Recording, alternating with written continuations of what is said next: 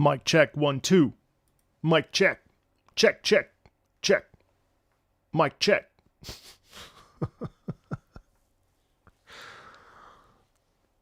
Mic. How now, brown cow? How now, brown cow? A brown cow. How? Shut up, Marco.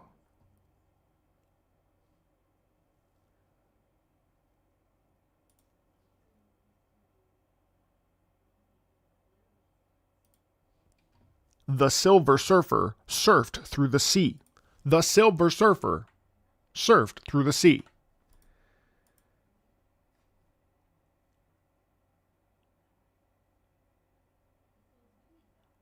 Sea sans sheesh. Shit. Sea. Sai. Porca miseria. Buongiorno.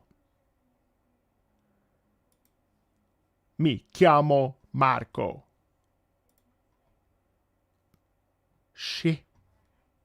Seashells, seashells. By how much wood would a wood? How much wood would a wood? How?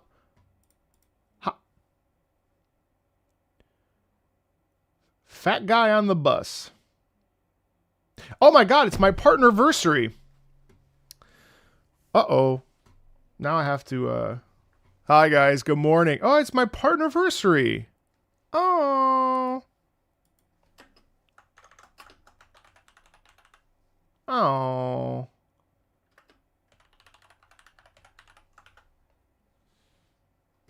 Oh. That means you have to shower me in gifted subs to continue my existence on the platform. Hey, what's up, 32 Sec? How are you? Hey, guys. Take a shower? What do you mean? Good morning, Chato. Yeah. You ever do that? Oh, that felt so good. Oh, my God. Good morning, chat. I gotta turn on the light. What's up, you guys? What's going on?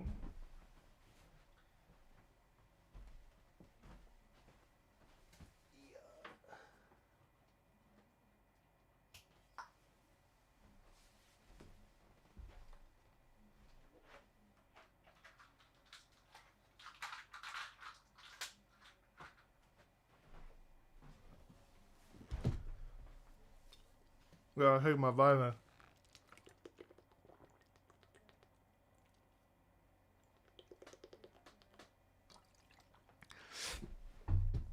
Welcome to the best and only stream on the internet where you'll listen to video game music.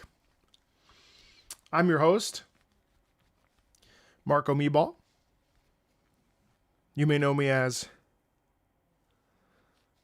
Marco Meeball.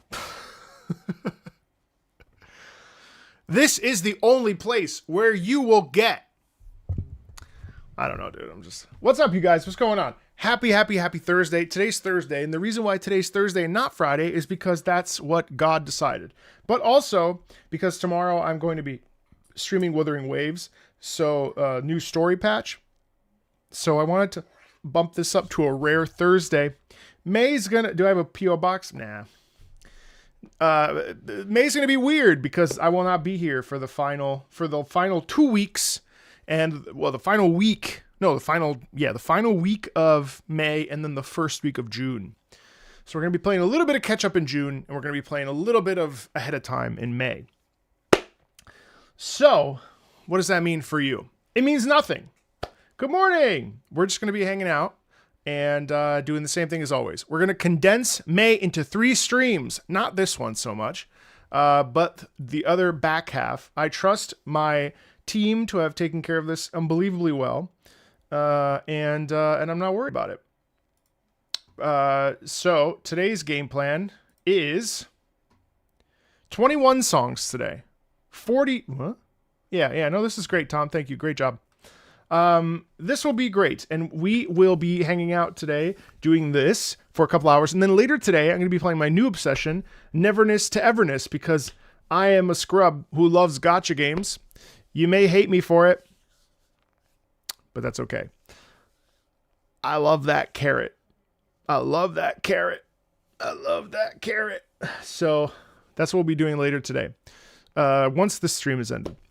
Then tomorrow, Wuthering Waves stream 3.3. Monday, back to Ocarina of Time. Both Monday and Tuesday. Wednesday may very well be more Neverness to Everness, the worst name ever.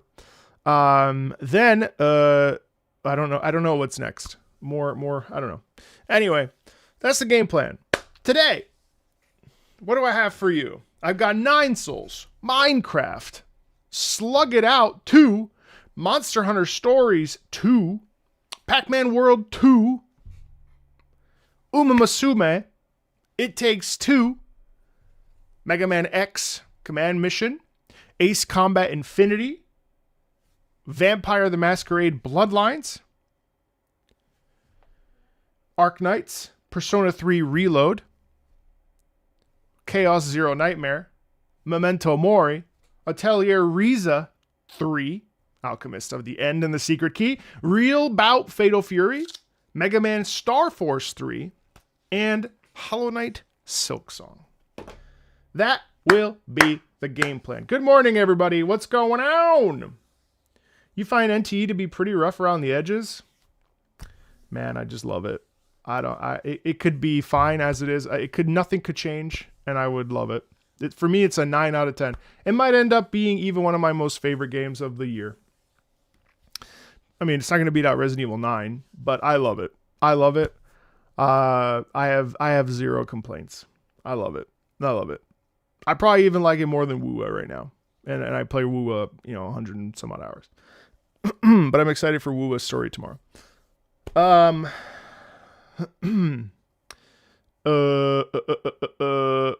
of Time has been amazing too, though, I have to say. Hey, Sankrit!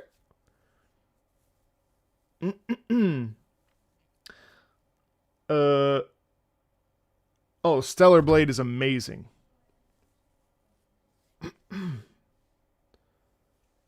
Marco Music Stream! I've also been workshopping some new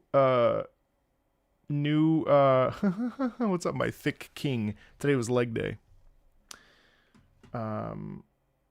Ocarina. I've been workshopping some new titles for this Patreon live stream because I want more people to come and hang out. Enjoy your workday. Enjoy your workday. We've been workshopping different titles. Have I considered singing opera? I have considered it. I'm still debating whether or not we will officially move these streams over to Patreon itself, simply because of the copyright materials that are now on here.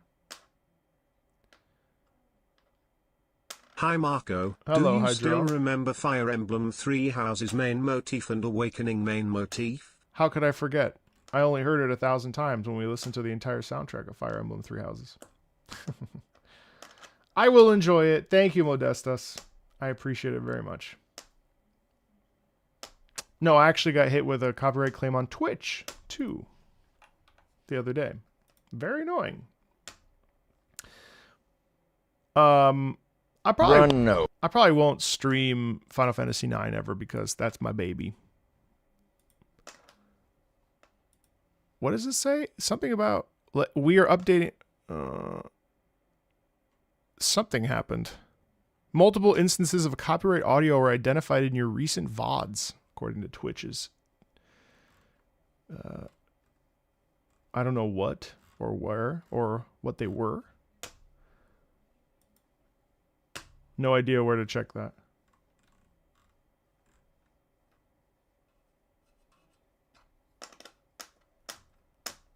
I'm trying to look. No idea. Doesn't matter. So yeah, we'll see. We'll see what happens. Yeah, we're jamming out to music. So, you know what? I'm gonna try something audacious with this Patreon stream title. Make the mods work. Are you ready, mods? I'm gonna make you work. Hey, dog. What's up?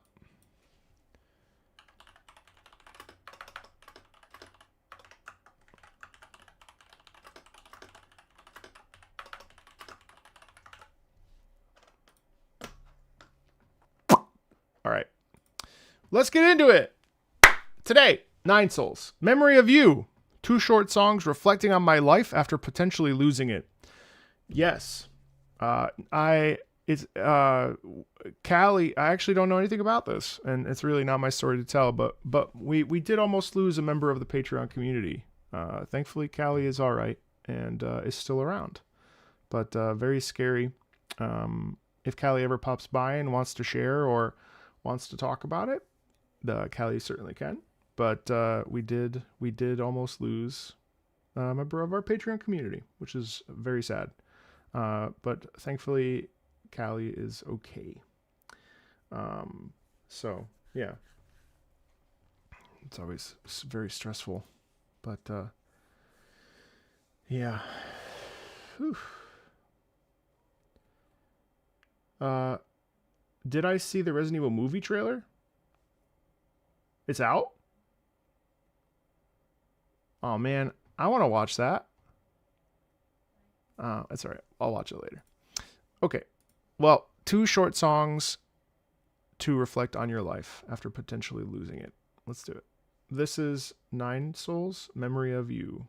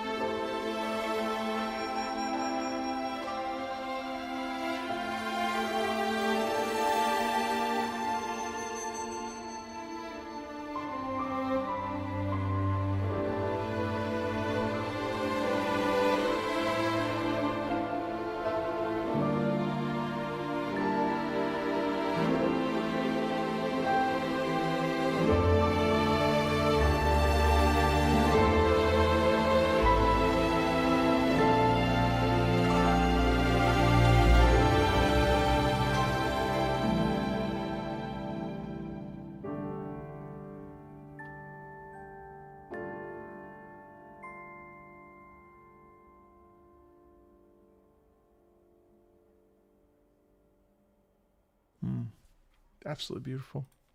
You know, it's absolutely right. It makes sense that would be a song that, you know, makes people think about life and love and you know, existence and possibility and what's next, and it's beautiful. Really, really, really something. I love how much space there is in it. You know, there's a lot of like breath and the lower piano, I think, works really well, coupled with the upper, whatever that instrument is up in the upper register.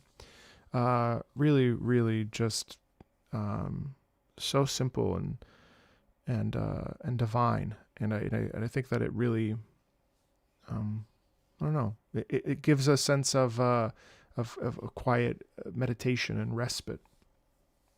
You know, songs like this are really beautiful because they, and I just got spoiled for Wuthering Waves, just sitting on my timeline. God damn it. Fucking YouTube.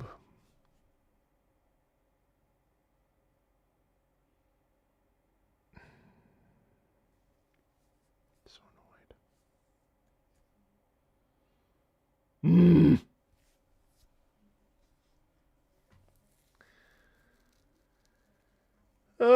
I'm so mad. It's fine.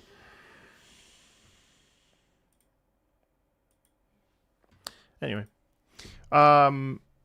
Literally, the guy has the fucking, like, name of the boss and the title of the boss and the photo of the boss in the fucking...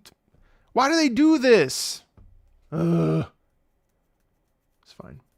I should probably get one of those blacklist things. It's okay. Anyway, what I really, don't worry, it's fine. I mean, I would have assumed that this boss was going to happen anyway, so I'm not super stressed about it, but still. Yeah, no, really, really just stunning. And for me, what I find really appealing about it is that the song makes us think about, simplicity.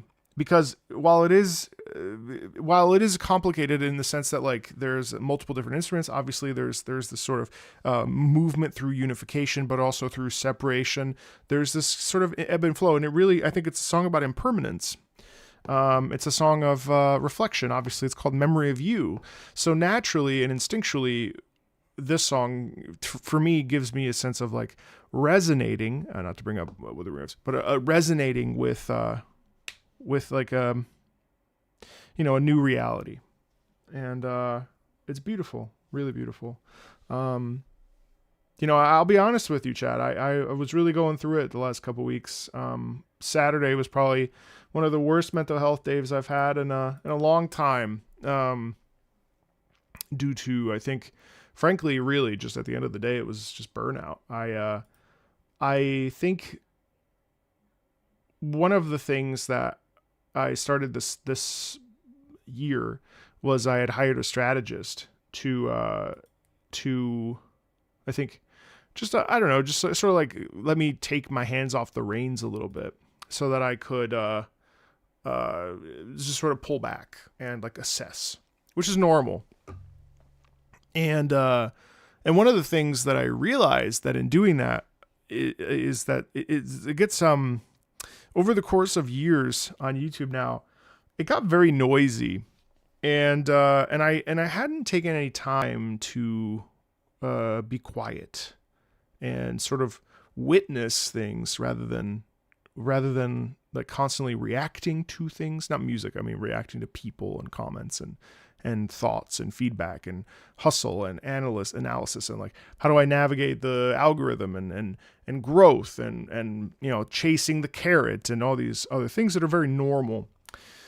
And it's a very beautiful thing that this song really makes me think about that because I back in my opera days I studied for about 2 years deep mindfulness based stress reduction, which is essentially a MBSR, which is a therapy tool mainly using meditation as the forefront of it. And it never really helped me in my Thank you, Trix.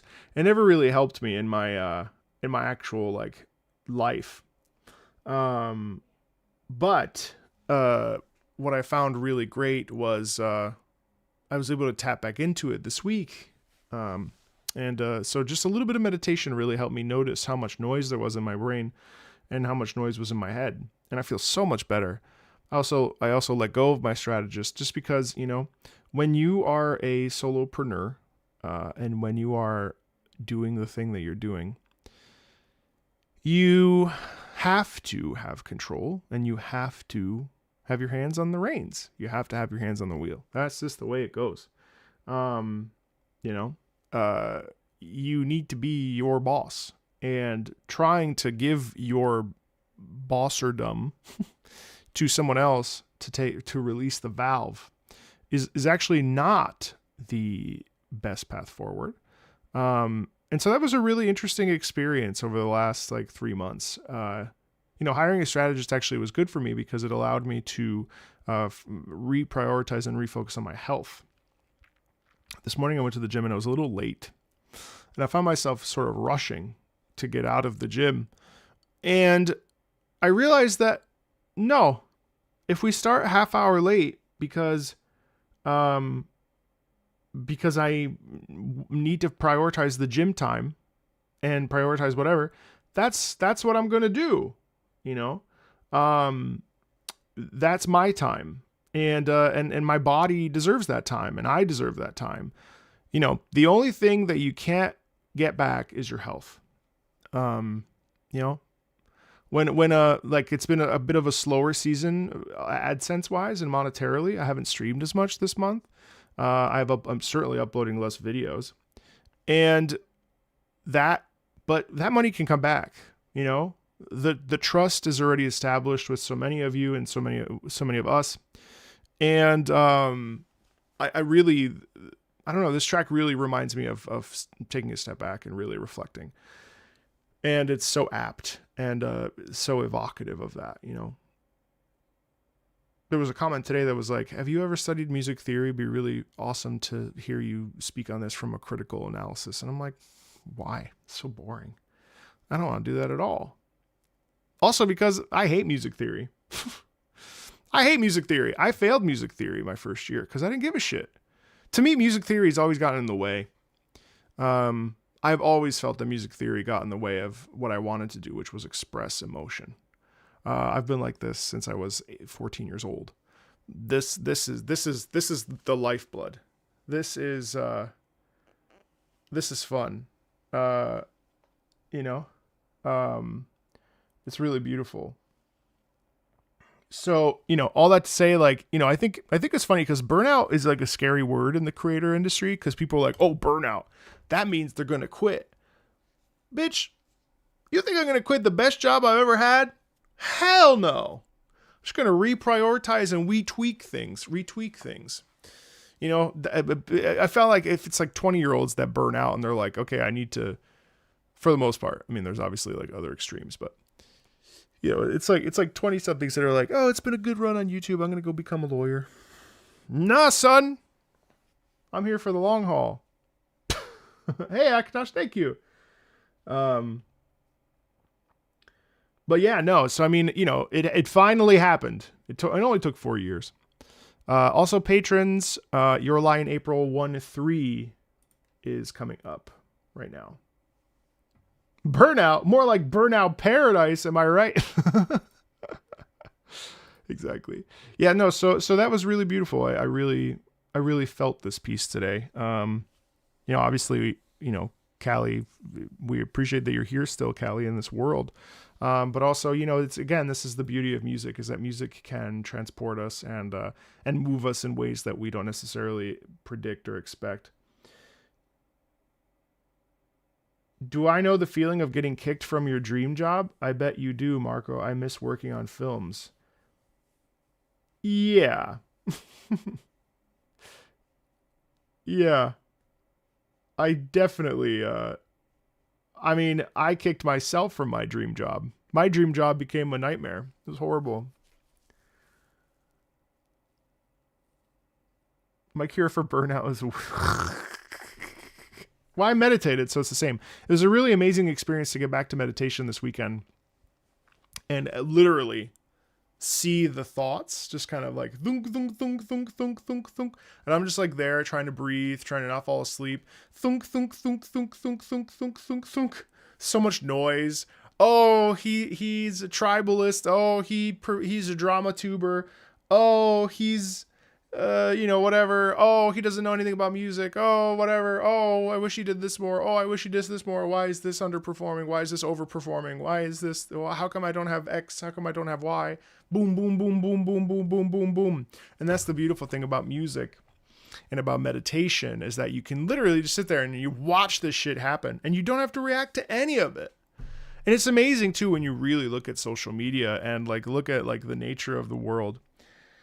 And all of it's reactive. The entire world is reactive. Everything is reactive. But if you just sit there, boom, you're a piece of shit. Okay, next. Pfft, I didn't like this. Okay, I don't have to care that you didn't like it. I don't, you know, doesn't matter. Sometimes when you fall asleep, it's because your body wants you to. Your body does what your body wants. So, yeah. Anyway, thank you for that. A beautiful track. And then we'll go over to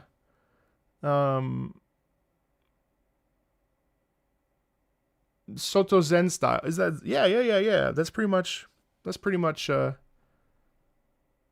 yeah.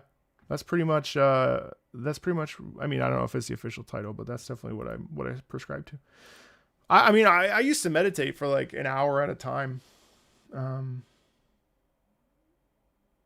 Did I hear about Nobuo entering into the classic Hall of... I did. Yeah, I remember that.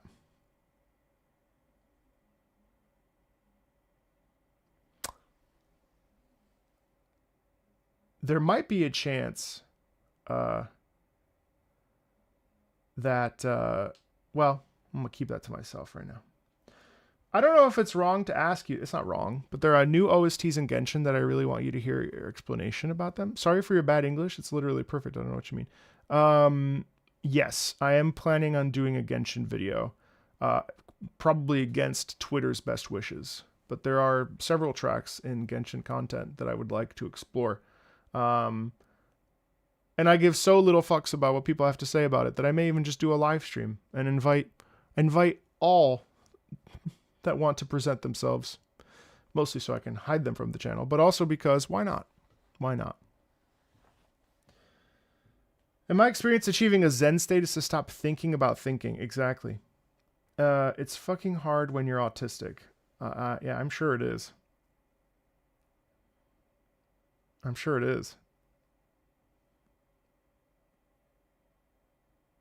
I don't think I have autism.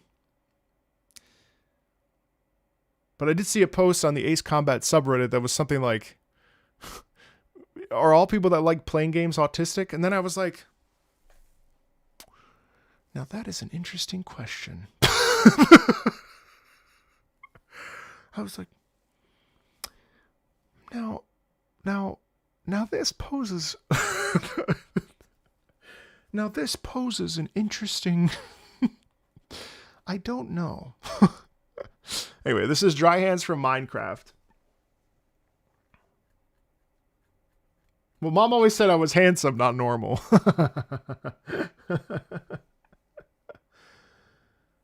No, man, I love trains, so I get the accusations. But in your case, it's true, though. There's a new map in Lore Heavy. Nod Cry or Shneznaya? Tomorrow is ambient synesthesia in China? Oh. I know, what a conundrum. Not sure if this song is more nostalgic or melancholic for me. This is Dry Hands from Minecraft.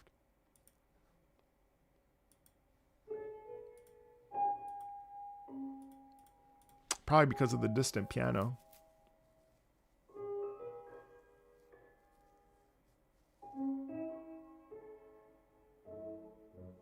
Slightly out of tune.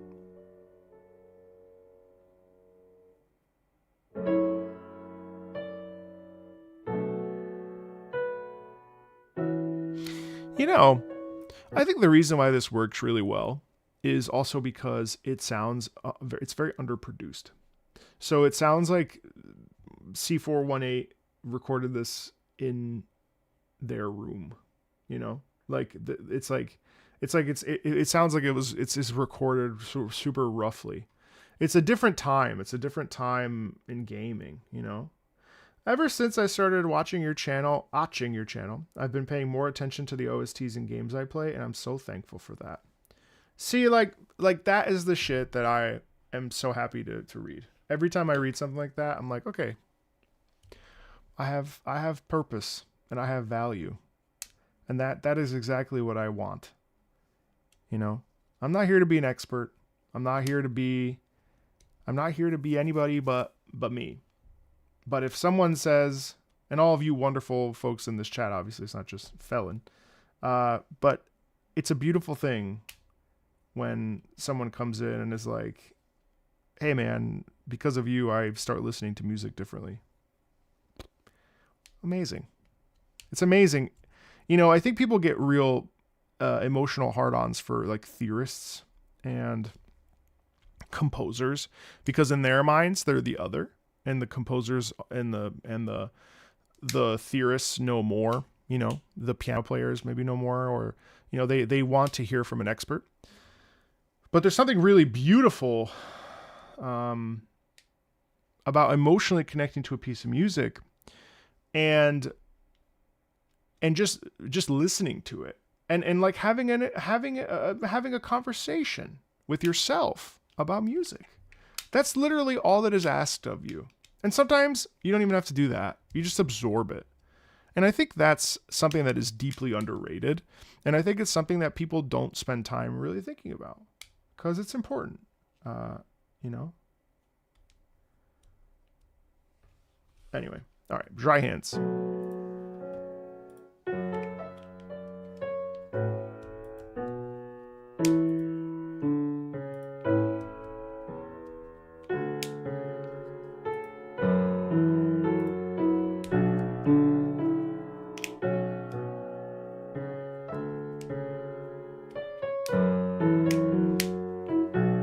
You see how there's even, yeah, it's interesting. You see how there's even no, you see how there's no echo, there's no reverb, there's nothing.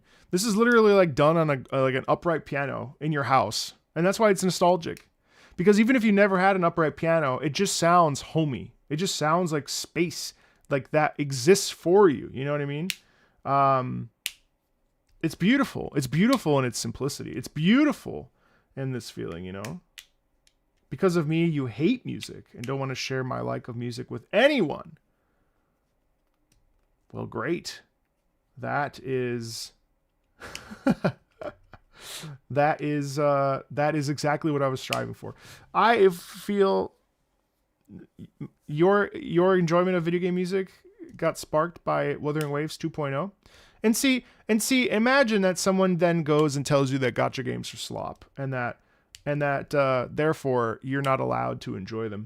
And that means that because it's a gacha game and it has a horrible monetization model, that you don't get to ever enjoy it. And I think it's such a reductive, and you know, people love this. They love to say if it has gacha in it, it's automatically a terrible game. Did you know, I just saw a stat today, gaming globally, or no, it was US only, $47 billion. Did you know that? $47 billion. Did you know that is like quadruple what the like most amount of money a non-for-profit, a successful non-for-profit makes in the US? And that is insane. So I hate to say it. This is going to be a real spicy take from me, chat. We're not going back. We're not going back. Monetization is here to stay. It might get better. It might get worse.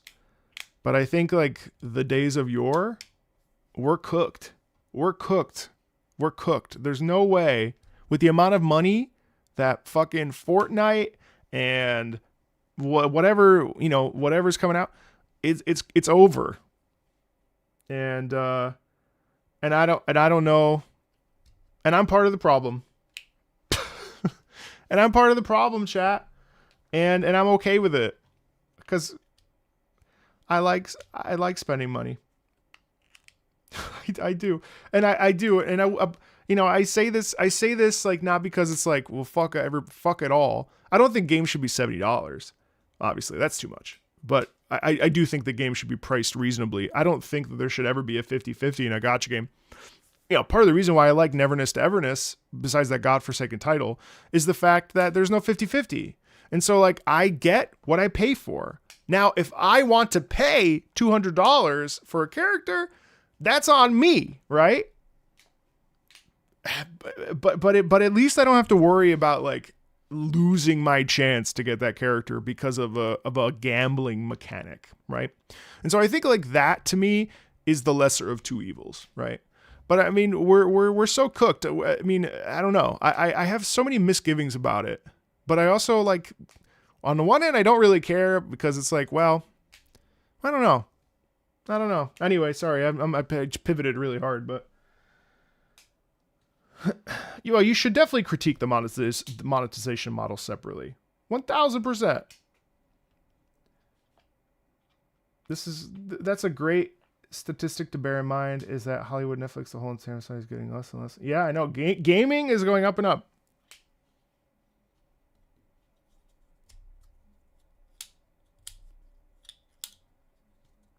Something horse armor.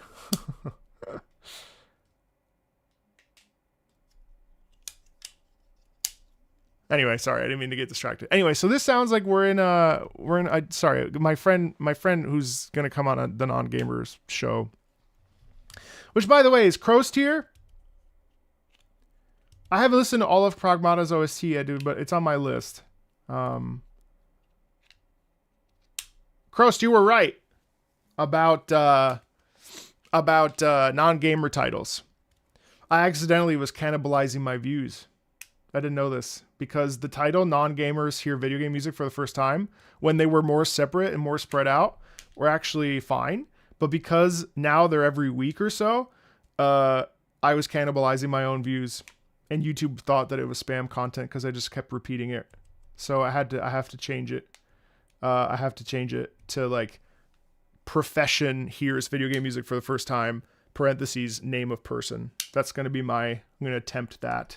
So I don't want to say you're right because I don't want you to have that. But Krost, a long time ago, you said those titles were okay. And you were right. See, I don't have yes men I don't have yes people in my group of people. Hey, Monteiro, how are you?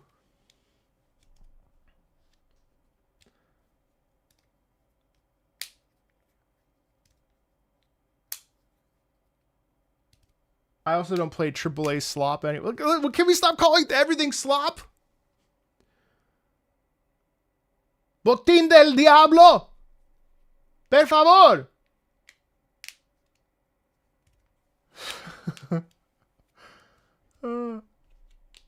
I got yelled at when we had that one stream where I was calling everything slop. I know, what if you do love slop? What if the slop is nutritious? None of us are... What's another word that we can use our influence to change? Quality slop. You're more of a gruel man. How about grits?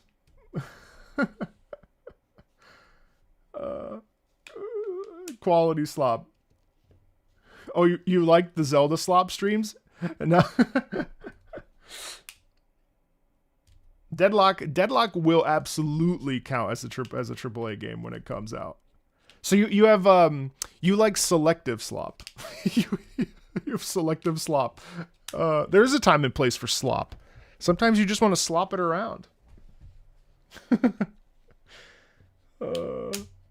Grits. That's fair. That's not a great word. I think that game is baloney.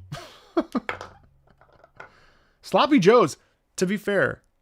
Although not everybody knows what a Sloppy Joe is. Poop shoot. Ironic name for that, by the way. Consensual slopping. Game slop. Anyway, speaking of music slop, let's finish this up. I'm sorry you have a headache. I'll try not to talk too loudly. Sloppy.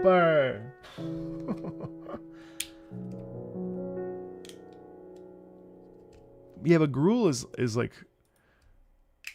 Gruel... Never mind. Gruel's like saying like... You know what? No, you know what? Yeah. I don't think I want slop in my games anymore. I think I want spunk in my games.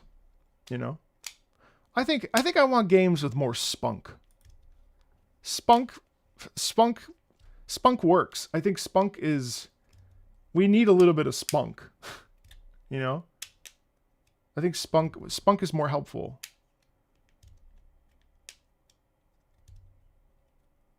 Is it? You guys don't want spunk? What are you guys being weird about? Spunk is definitely not a word to use.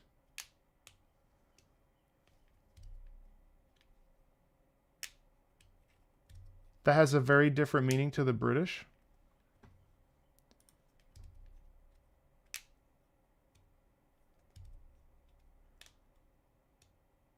Oh, spunk is semen.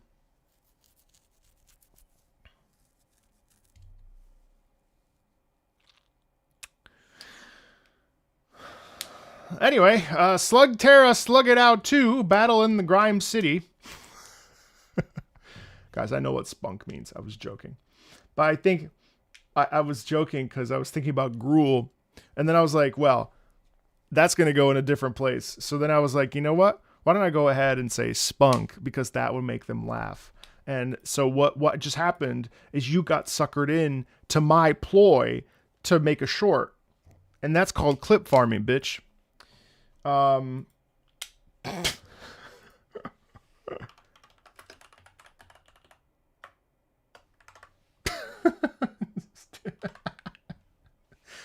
Listen, I'm a small-time YouTuber. I need to claim my space as best I can.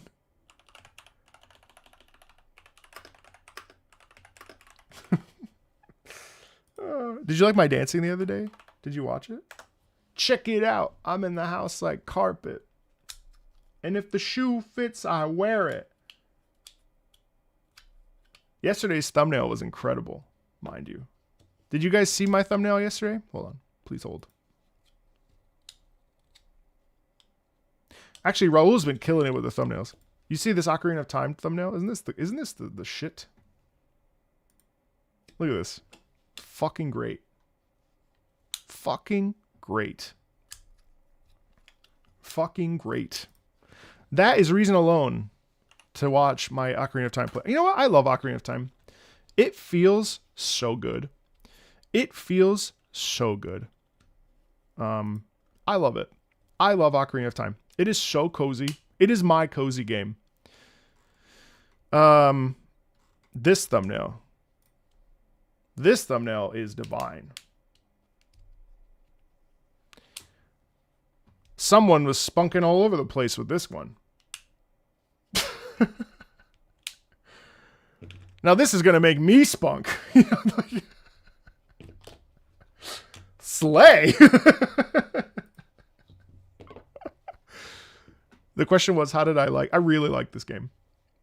I don't want a gacha game to be my favorite game of 2026, but I am so excited. I'm so excited about Neverness to Everness. It's unreasonable how happy I am with it. It's not perfect, but for me, it's a solid 9 out of 10. And I don't know, man. It's like right up there for me with Resident Evil 9. And I mean, maybe I don't feel any shame because fuck all of you for judging me. But it's just fun. And the women are hot. And some of them are women. And I like that the women are hot. You know? It is great. It's enjoyable. Daffodil. It's my soul girl. I just love the aesthetic. I love the magic the magic anomalies, JJK, in a GTA. I mean, it's just gorgeous. It's just beautiful. The fact that there was no loading screen. Well, I know that it's like a sort of. I mean, look at this. Look at this view. I'm not sponsored, so this is all me. Like, look at this view at the very top of the tower. There's me. There's my little girl. Oh, well, because that's actually a grown woman, but you know what I meant. But look at this. I'm just easily impressed. Look at Daffodil. Look at Daffodil in the rain. Unreal Engine 5. Love it. Hey, Fjord. I can't wait for it. Forza Horizon 6 is going to be up there for me for sure. What's up, Thug? And Ace Combat 8 are absolutely my next acquisitions. I'm so excited. Anyway, so that's enough of that. But yeah, no. Just the fact that there's no 50-50 already means I like it so much. It's just great. Okay, so this is from Slug Terra, Slug It Out 2. Your precious planes. Oh my god. Also, I'm almost done. Get this. Believe it or not, I'm almost done with Xenoblade Chronicles. I'm almost done with Xenoblade Chronicles. Chatto. I'm almost done with Xenoblade Chronicles. I can't believe it. We're so close.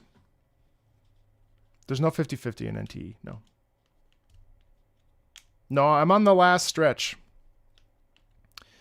How do I word this to you without spoiling it? Prison Island, the second time.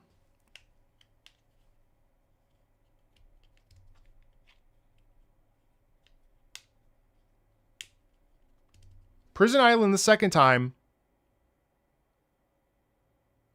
Starting with a D. I didn't need to say the second time.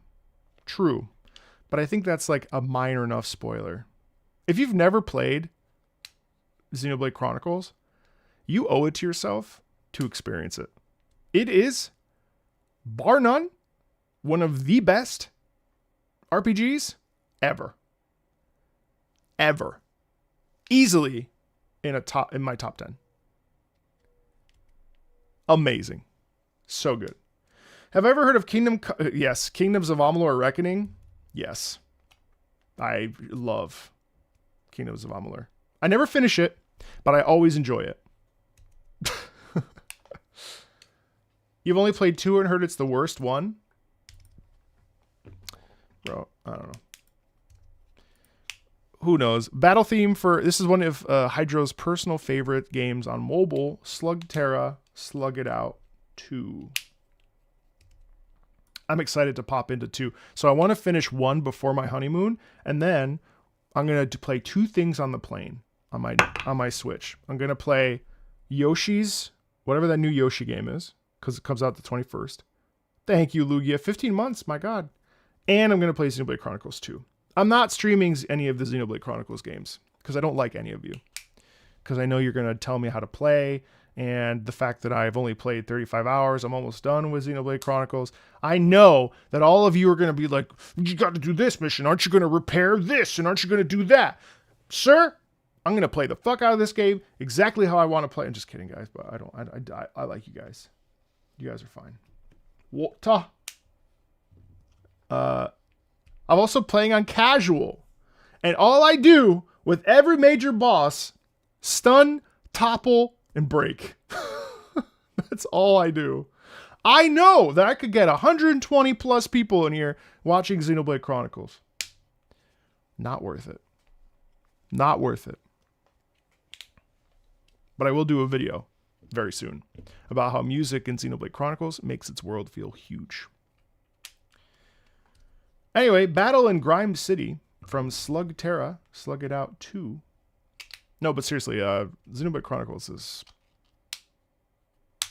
it's peak. It's gorgeous.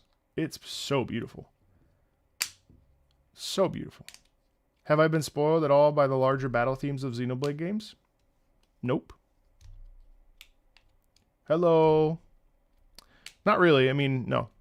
Besides, no. Well, no. That's last week. I heard Zanza something. But I'm not going to talk about that.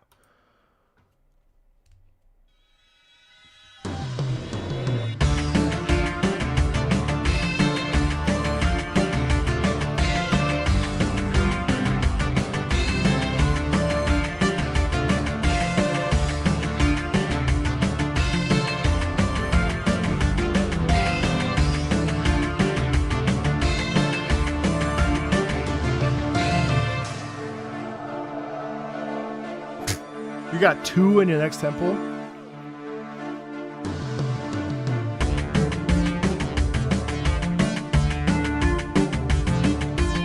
The cybernetic thing is interesting here. It's not my favorite song, but it is charming, isn't it? It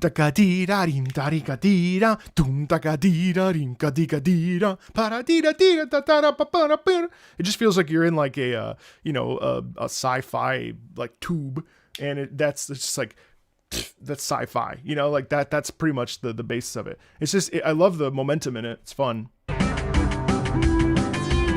Also the sort of the like manipulation on the dial or whatever.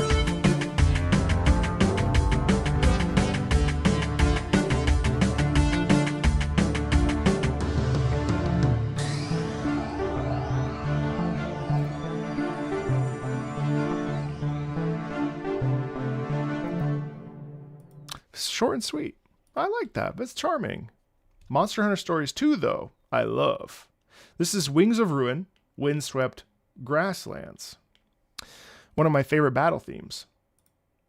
Remember last time we listened to Monster Hunter Stories 2, my nipples got hard, so anything's possible today.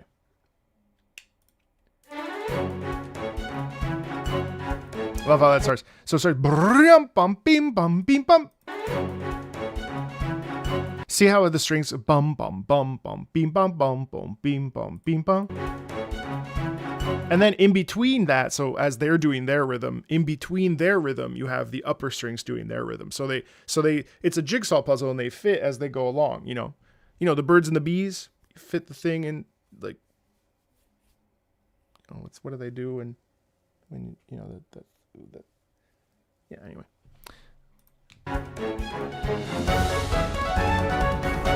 See, it's cool because then they go whoop and then they unify. Exactly what I said. This part right here is the baby. This is the baby. Listen. I'm just trying to speak your language, chat. See?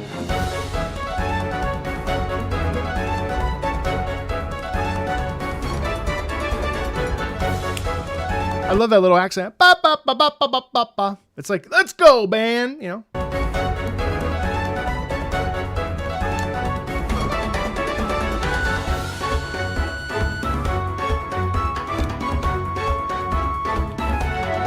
See, then the melody comes in the upper flute.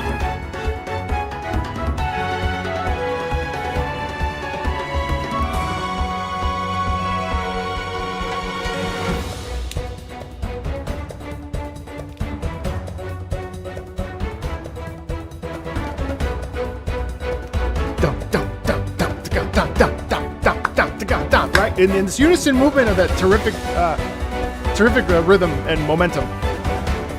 See how the ba ba ba ba ba ba ba ba ba ba ba ba, and then we repeat, but then we get the strings, the flutes, excuse me, doing their thing up top.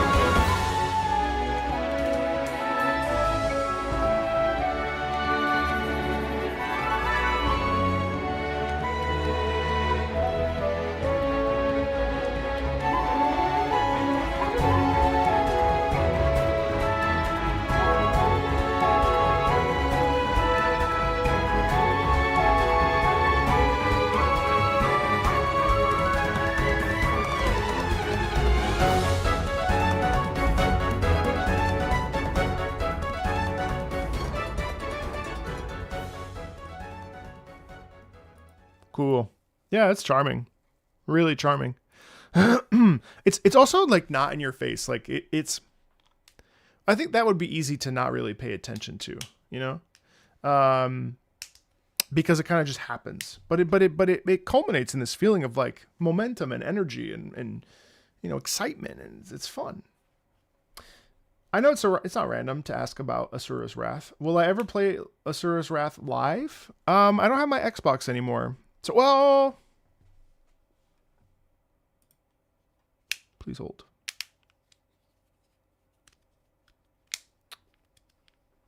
Oops. I could play it live.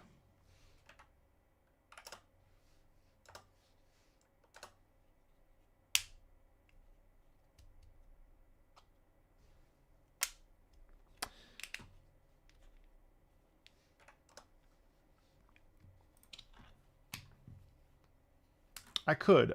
You know, I don't. Is Asura's Wrath? Is that just like a slashing kind of like a Metal Gear Rising? I gotta say, for whatever reason, those action games don't do it for me. But I know that the experience with that is pretty crazy. Okay, Pac-Man World 2. These are the last songs from the game, I promise. This track is pretty much the main theme used in the title screen, the hub world, and the motif is used in every single track you have listened to from this game, and I mean every track. Some find this repetitive, that every song is pretty much the same. Others find it cohesive. I'm curious on your thoughts. Thank you for asking my thoughts. So let's see. Main menu, Pac Village. Okay, so it's more like God of War combat. That's fine. Yeah, I mean, I could get into it though. It's probably not very long either. You know what's funny is that the reason I didn't stream for like 2 weeks was because I asked the Discord, I think it was, what they wanted me to play next, and Metal Gear Rising won. And then I was like, wow, I really don't want to play that. And so then I just didn't stream for 2 weeks. I just procrastinated mentally because I just don't like that game. I should sit down and play it, but yeah. Yo, what's up? Play more horror games? Yeah, those are fun, aren't they? I really should. I should play Amnesia the Bunker. That's on my next, like, that's on my, like, even Bricky couldn't finish it. Apparently Bricky thought that Amnesia the Bunker was the scariest game ever made. Pfft, how bad could it be? How bad could it be? Oh, I love the clapping.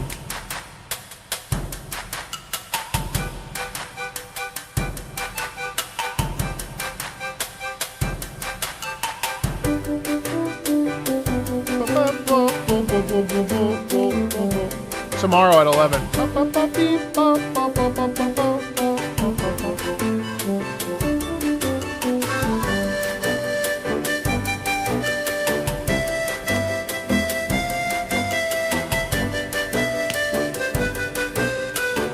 Tomorrow at 11.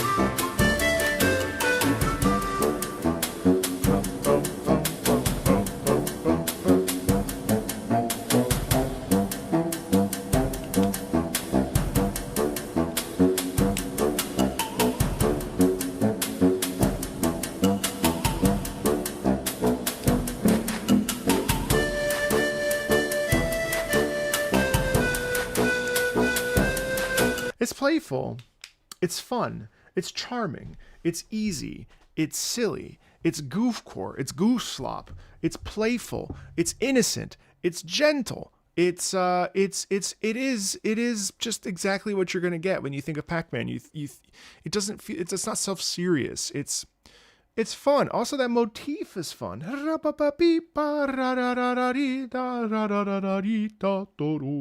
It's just nice. It's just nice. And the thing is, like, we don't need a piece to always make us like shiver in our bones or give us like, you know, the next calling of Jesus Christ. Like a song can just be fun, you know? And I think I want to go back to Neverness to Everness and just say that I think one of the reasons I really like it is because I really like how whimsical it is, you know? Yes, gotcha monetization model. Yes, all this other stuff. But you know what? It's fucking weird. It's quirky. I like that, you know, and I'm kind of find myself, you know, look at what I'm staring at. I'm staring at some of the most whimsical, joyful games ever. Don't look at the summer card though. Like, these are joyful games. Star Fox, Mario Tennis, Mario Party. Well, joyful, that or rage. Pokemon Snap, Paper Mario, Banjo-Kazooie, Super Mario, Majora's Mask, Star Fox, you know. Like these games, even if their content is serious, they're joyful. They're whimsical. Ocarina of Time is loaded with weirdness. Katamari Damacy, of course. And so I think like a track like this is just fun. It's not that deep. We're not going to sit here and have like a score study on. I mean, we could. If I had the sheet music in front of me, I could be like, this is what this does, and this is what this does. But ultimately, this is so fun. And I like it. I should play Katamari. Yeah, modern AAA music is definitely leans into, but the AAA aesthetic is like, it's like we got rid of the like brown sepia filter in the thousands, the PS3 era, and brought over this like self-serious, the world fucking sucks, everything is horrible, like aesthetic. Look, I mean, I love, you know, look, Last of Us, one of my favorite games. I don't replay games very often. The Last of Us is probably the one game after Final Fantasy IX that I've played the most. No, you know what I've played The Last of Us more than Final Fantasy IX. I've played The Last of Us like 5 different, like not 5, like different runs plus the multiplayer. Like I loved The Last of Us. But guess what? The Last of Us 2, I played that shit one time from beginning to end, and that was it. I don't even have a problem with the story. I like the story. The problem is that it was so heavy. God, it's exhausting. I played it once and I watched it once. Same with God of War 2018. I got to be honest. I played through it really quickly. I was like, okay, good game. I don't really get why people love it as much as they do. Rewatched it. It's so serious. There are playful moments in God of War though. But in general, like the hyper realism stuff kind of bugs me. I just like, I don't know. But it's okay because there's something for everybody. You know, like I love Ace Combat because Ace Combat is incredibly hopeful. Some people love Armored Core because it's incredibly not hopeful. It's the opposite. It's the flip side of the coin. You know, some people enjoy that. Souls games, kind of the same thing. You know, there's not a lot of hope in Souls games. But, you know, I don't know.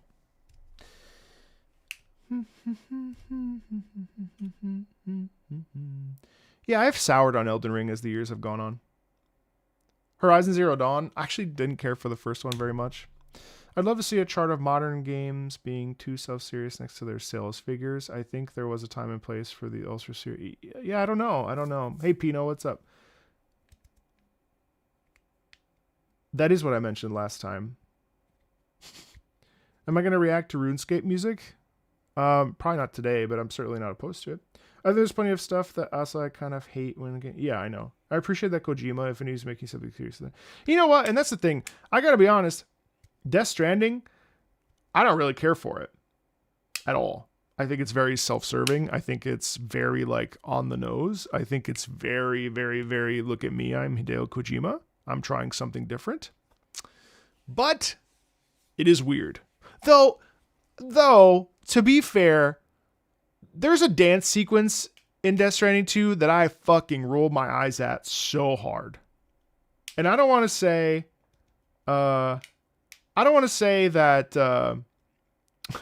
don't want to say that like the whole game's bad, because I liked Death Stranding 2 fine. Certainly not enough to finish it, but then I ended up watching it like a movie anyway, because that's what Kojima wants you to do at the end of the day. And thank God I didn't play through the rest of it, because man, that back half I hated.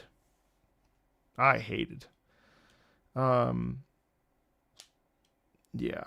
There's definitely a balance though, for sure. You got to have a balance.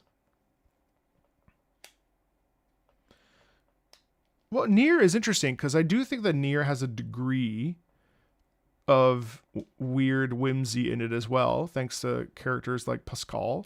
Emile is weird. You know, there's seriousness, but it's like the seriousness through the lens of the, what's it called? Playfulness through the lens of the grotesque or like the bizarre. Jojo, insane amount of whimsy, but also incredibly serious. Oh my God, chat.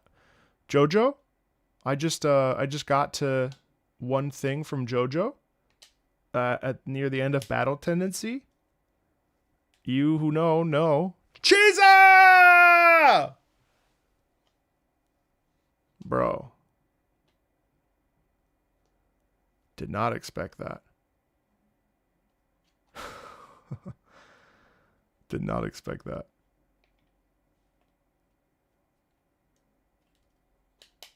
Hey, Apple, what's up? Cheesa! Sul dolce reste sul mare eterno. I love how JoJo's is basically an opera.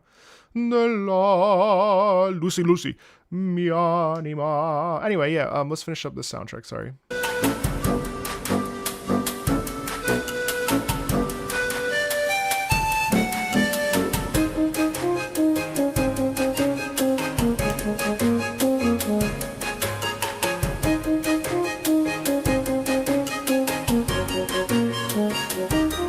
I jump scared you?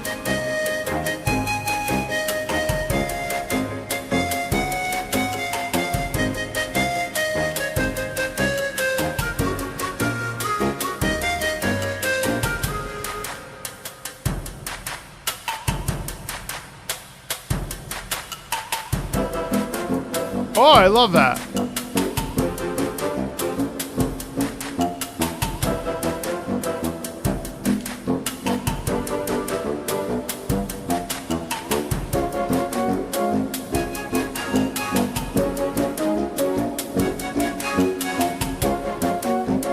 I actually love the bassoon energy down there.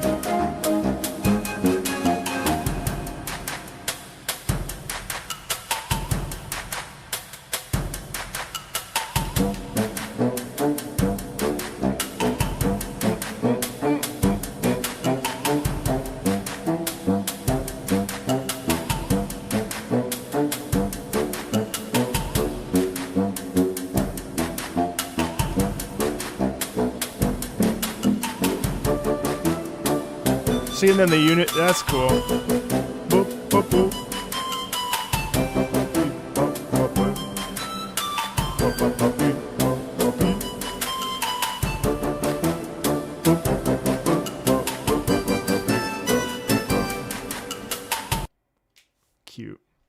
That's charming as fuck.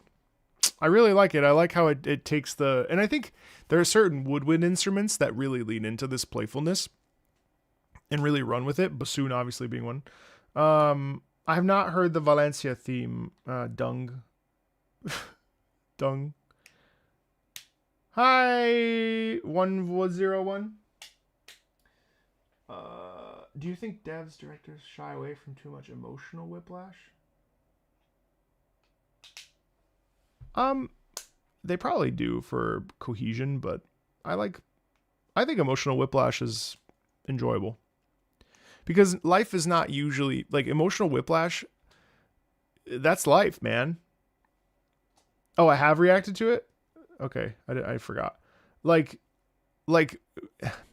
when my dad died, that same day, we got fucking Chinese food. That's emotional whiplash.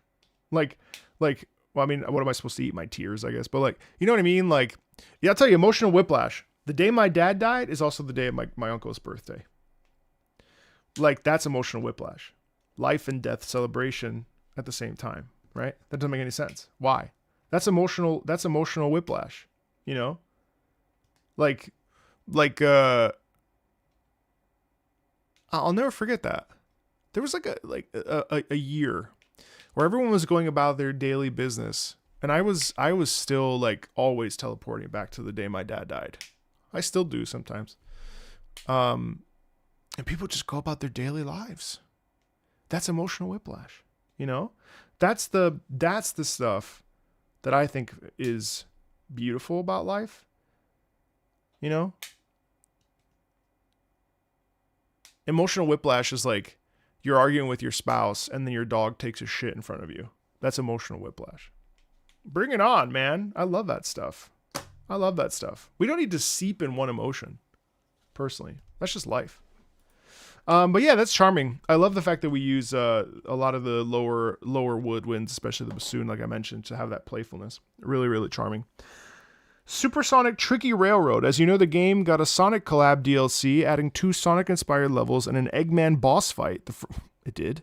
The first level and boss fight just reuse, yes, that's right, Sonic Generations, but the second level is a completely new track meant to copy the style of Sonic music. I wanted to know how you compare this to Sonic's music. Okay, cool. Thank you, Diggly. And chat, if you're a patron and you filled out a description and you are curious, if you ask me a specific question, I will give you a specific answer. That's what I like to call over-communicating. So if there's something you want to know about a piece of music, write it down. And then that way when I read it, I can say the answer. So I'm a big over-communicator. You may notice that I post a lot. I ask community questions. I ask community songs. I like to communicate. Communication is important. You know, I have had to pull back from comments and from liking every post and being super active on YouTube Studio. I don't even have it installed on my phone anymore. Just part of my, like, curing of my burnout. So I'm not as present as I was, but I will try to spend like an hour on a comment section of a new video, and then I'll check it out. But I just can't with negativity anymore in my life. Like, yeah. Anyway, Supersonic Tricky Railroad. Everybody was supersonic racing. Oh, this sounds like, oh, that's nice.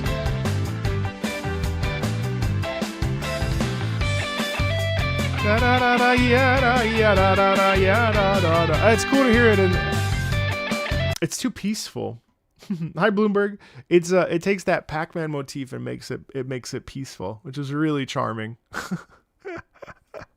I like it though. It doesn't have the I want that frenetic energy. Speaking of emotional whiplash, which soundtrack has the most jarring whiplash you have ever heard? Like when it's happy and cheery, then suddenly depressed and dark. Oh, depressed and dark? Probably not. But emotional whiplash? Hold on, let's pause. And let's go to...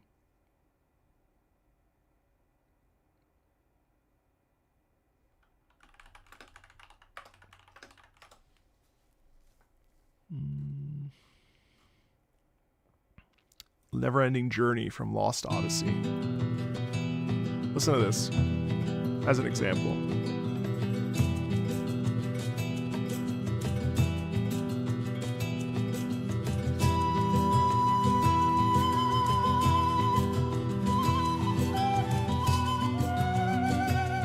All right, that's the vibe, right?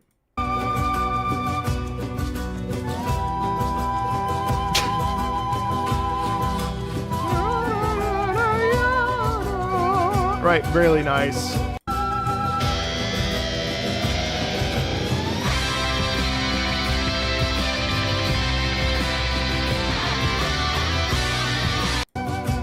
Like it's chill, right?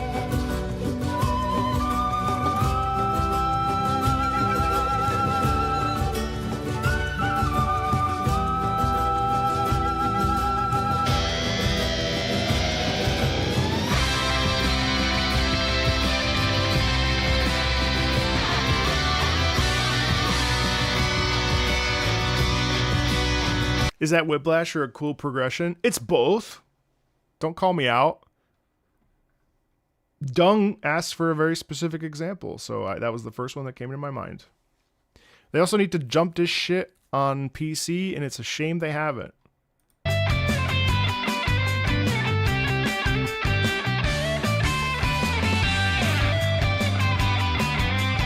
Lost Odyssey should not be an Xbox prison.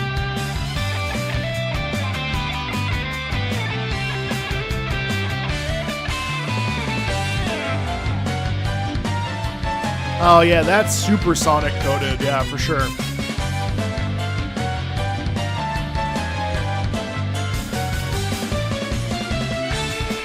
There you go.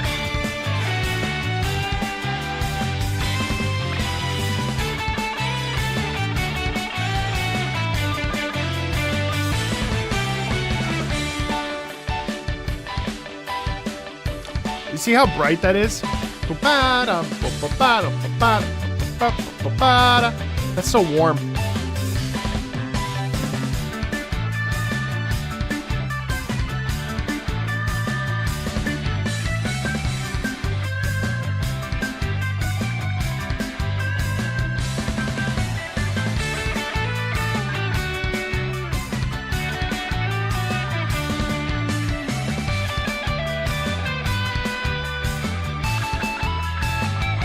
It just goes up the scale.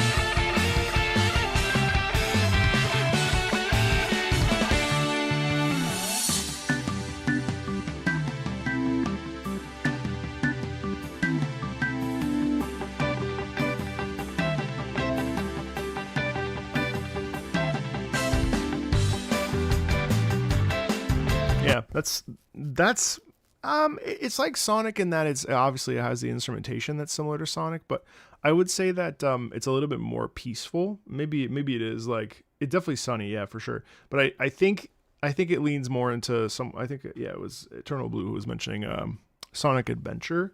It's much more of like an overworld theme versus like a speed and momentum track. You know what I mean? Which is cool. Oops, that's a Nikkei song for later. All right, Uma Musume, American Oaks, Eternal Wish, and the Twin Tiara. And today is Luna's birthday. So, we know what that means. Happy birthday to you. Happy birthday to you. Happy birthday, dear Luna Mene. Happy birthday to you. Happy birthday, happy birthday, happy birthday, as they say in Germany. Another one from the new soundtrack. Last time you asked if there was a part 2 on this track. Here is Spiritually, the sequel, inspired by the winner from last month's track. Cesario travels to the USA to take part in the American Oaks instead of just limiting herself to run at home. This is the track of this race, which she not only wins as the first Japanese to win a G1 rated race in the USA, but also setting a track record that stands to this day. Oh wow, over 20 years ago. The middle part of this track reappears later in Cesario's motif for the in-game video here, starting at 6. Okay. Uma Musume, Eternal Wish, and the Twin Tiara.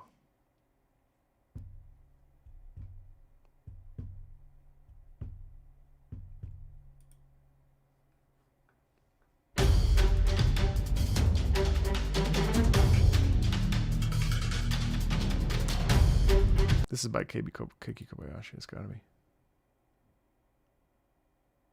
Oh no, Hayato Matsuo. Sounds like an Ace Combat track.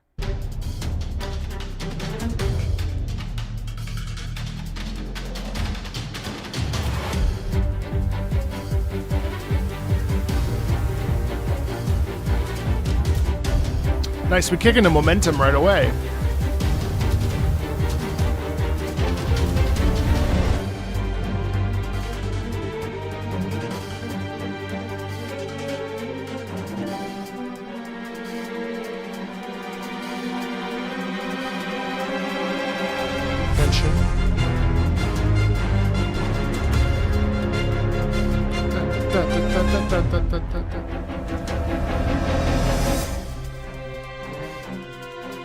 This one's actually...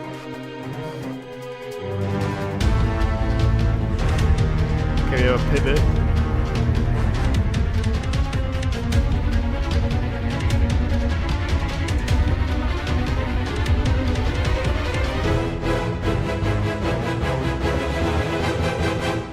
Thank you guys.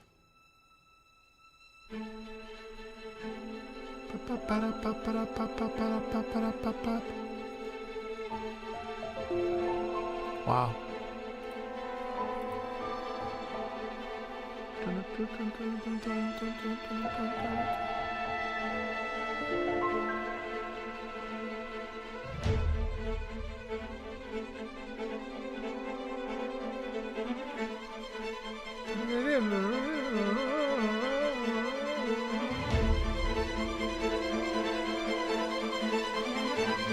Nice momentum build there.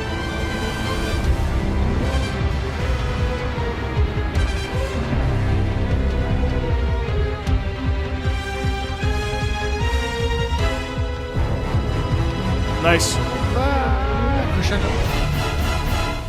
Wow, it's almost horror laid in there.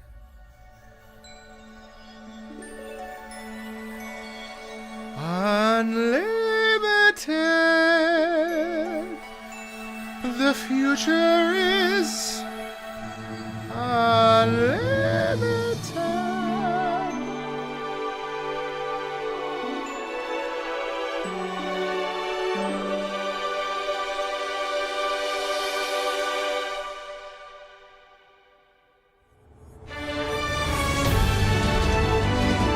She's coming down the middle.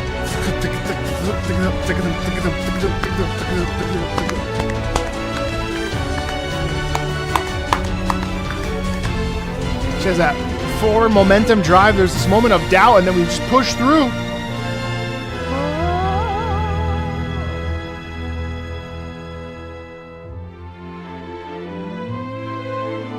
Hey, Huntsman.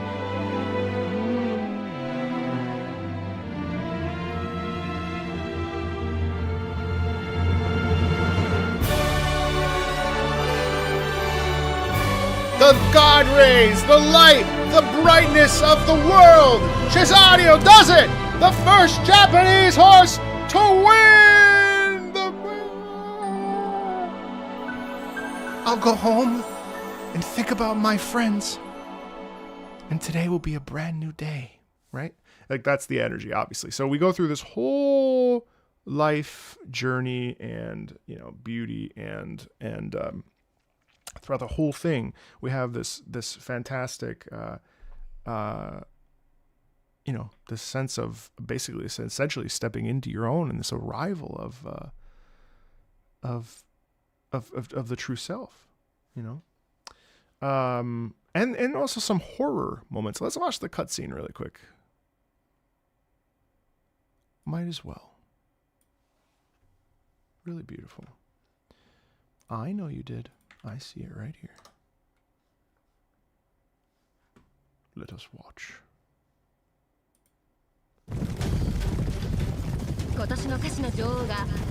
Determination, focus, tension. All right, that's our horse girl. 日本の馬娘がアメリカに挑んでおよそ半世紀。しかし未だ G1 タイトルを手にした者はいません。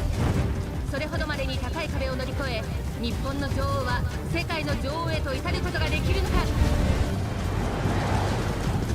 第2コーナーを回ってシーザリオは現在3番手。ここに先頭は打って変わって前からレースを運んでいきます。だがそのすぐ後ろからは一団が追い立てるように追走。シーザリオにプレッシャーをかけていく。アメリカやヨーロッパの盟友が集ったこの大舞台、シーザリオも日本の盟友代表として戦っています。大丈夫。ペースはさほど速くない。Ah, okay. So this part is when she's. あっと、ここで前が落ちてきた。レースが一気に動き出した。1番手、2番手を進んでいた馬娘が沈み、なんとシーザリオがここで早くも先頭に立ちます。これは意外な展開。シーザリオ、このまま粘れるか。慌てるな。自分の足を信じろ。It's like 私の道は shockingly ここで compelling. 途切れたりなどしない。これまで定石を刻んできた馬娘たち、その一つ一つの道が私の道を大河へと変えていく。さらなる進化へ至る道を Yeah, it's all about entering into the South. 走っているんだ。止まるな。進め。新しいステージに向かって行くぞ。先頭のシーザリオ、ここでペースを上げた。高速を突き放し独走。 That digging deep. Ba-da-da, ba-da-da. シーザリオ落ちない。シーザリオ落ちない。シーザリオはさらに差を広げていく。 That's when she, yeah, almost like she trips and falls. Oh, but she sees.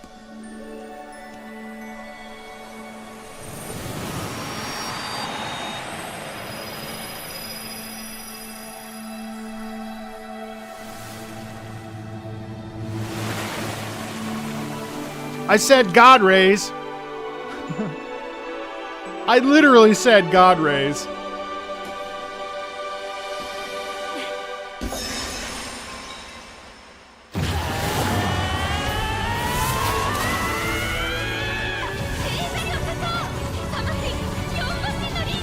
It's actually beautiful because she's supported by the past.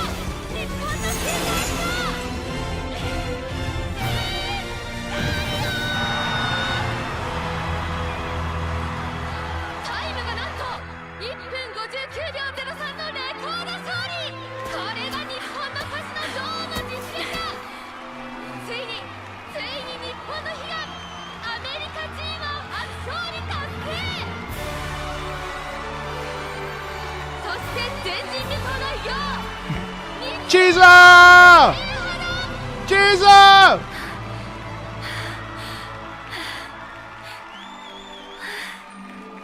Yeah, that's beautiful. I mean, it's amazing. Honestly, it's like amazing to get so into this, you know? It's so fun. So beautiful. Well, that'll do it for the upper tiers of today's stream. Now we're moving into the Tosca tier. As you know, Tosca tier is more of listening and hanging out and chilling. Have I heard Orion and Sirius music from the recent Warframe trailer? Yes, I actually have a special surprise for you. That video will be up imminently today. Oh, here it is. Yeah. So the first half is my reaction, and then the back half is an interview with JT from the band Era. I'm now a big fan of that band. Amazing music for the gym. So I'm literally, thank you for reminding me, I'm downloading it as we speak. Yes. So, very cool. This is an adaptation of a real race. I know. All right, It Takes Two. The chessboard is alive. Composer Christopher Eng. Gustav Grelberg. Redacted. Assignment answer. And the assignment was...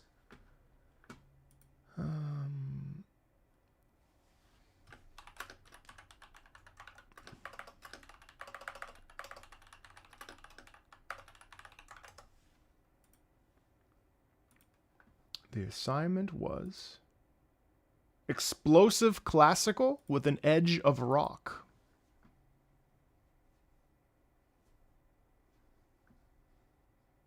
Let's see if you did it.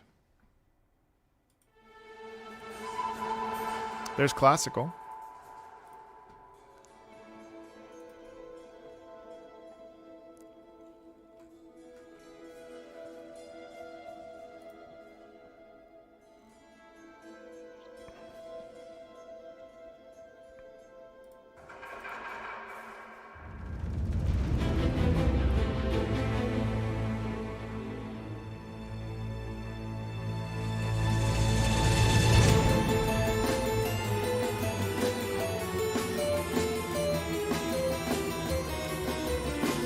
Harpsichord descending down, madness.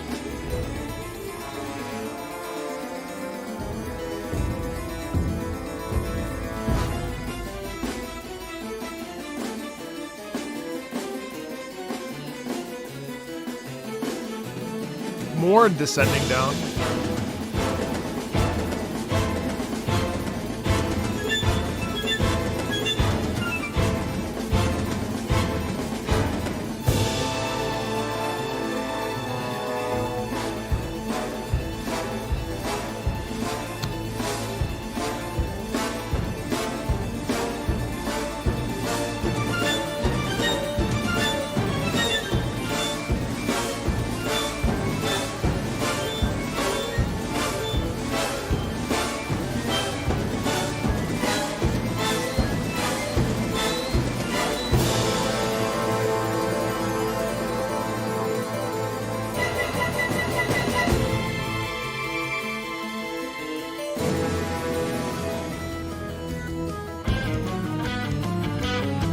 Oh!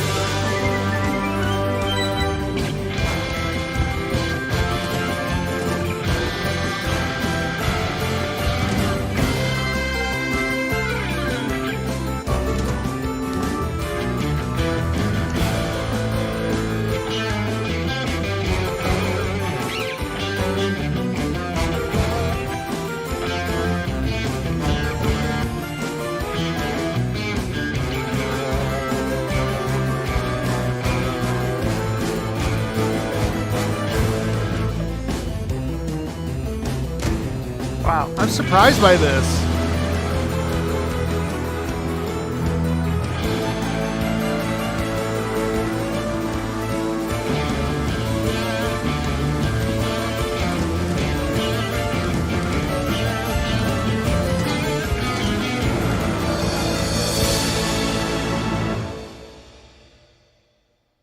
What was my request? Explosive classical? Explosive classical with an edge of rock. It was very on the nose. I would give that search and find. I would give that a 8.5 out of 10. Very good. Want to know who the redacted composer was? Okay, I'm going to go for it. Gareth Coker, Austin Winnery, or yeah, I'd like to play this game with my wife. Or Mick Gordon. Who was the redacted composer?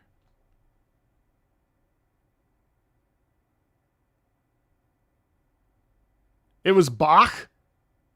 Excerpts from Prelude and Fugue in A minor. Wow. Wow. That's very cool. I can't believe they got him. I can't believe they got Bach. Crazy. Must have been expensive. Really crazy. Wow. Cool. Cool. Now Reddit is freaking out because I didn't know excerpts from Prelude and Fugue in A minor. Therefore, I'm not actually an opera singer or musician. Nazdravje, nazdarovje, nazdaravje,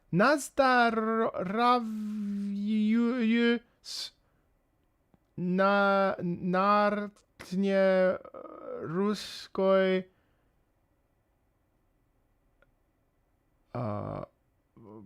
Shizinoi. Fuck, I can't remember how to. Nazdarovje, nartnie riskoja goden Shizinoi. I don't know that. I think that.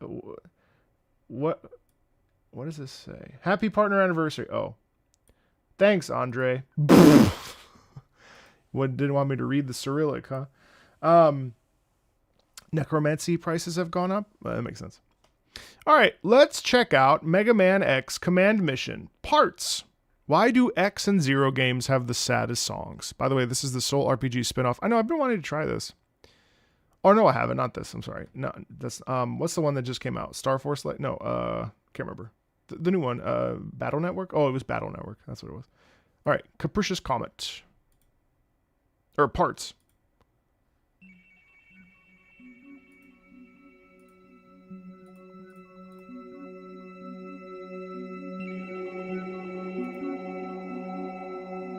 Take care, Andre. If you want to find, there is no one behind. That's in Mega Man X. Oh, it was in the Star Force collection. Oh, that's what I wanted to play. Yeah, no, I was right. What's up, everyone? Sorry. Her voice is very sweet. Hello, Mellow.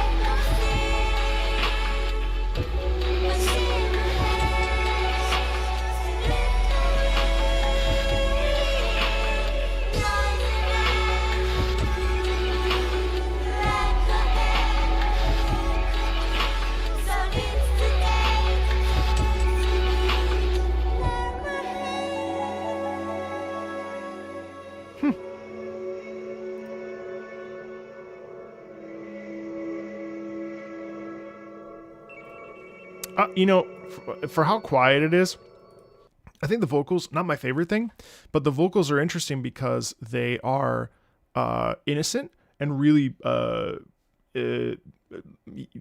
peaceful, and there's a bit of youngness in the sound. Thank you, Ocean. Thank you. I don't dislike it, but it's very it feels very distant and very poised and like it's clearly an outpouring, right? It worked really well. Definitely not my favorite sound, just because it got a little bit whiny to me, but I like how the voice sort of naturally like combined itself into the musical like landscape. Like it was a one whole thing. I don't know. It was like really effective and honestly surprising. More so, it's surprising. Surprising that it's part of a Mega Man game. Really, really cool. Ace Combat Infinity, Stonehenge Infinity Remix. Returning to Ace Combat year shtick. This remix is a piece from Ace Combat 4. Perhaps may sound a bit too noisy, but I love it for its kind of chaotic and rush-ish feel. Let's do it.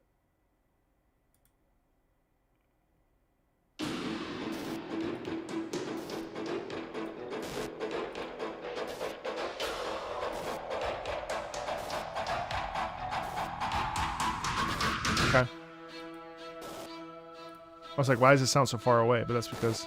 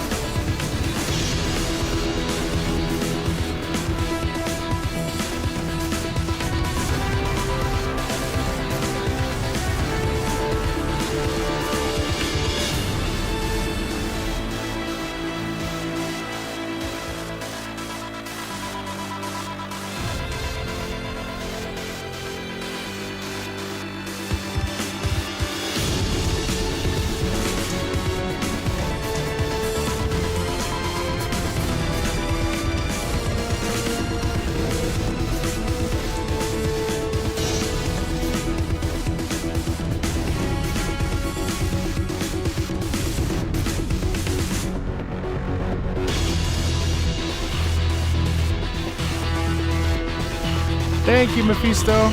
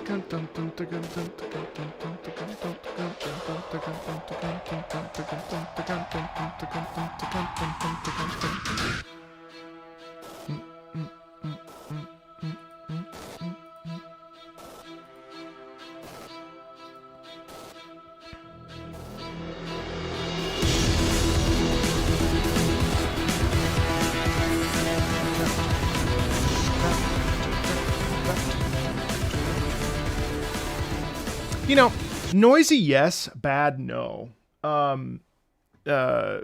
Noisy yes, bad no. I think it's definitely effective. I think like you really get that sense of momentum throughout it, and I think it really fits as a. I mean, it's a little bit neutered for an Ace Combat song.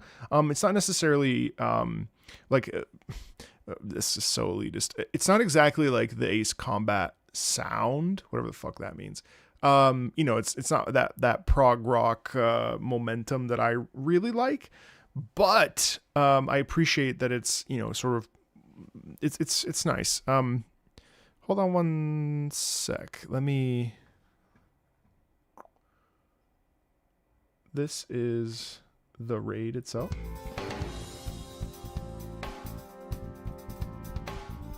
I won't watch the whole thing, obviously.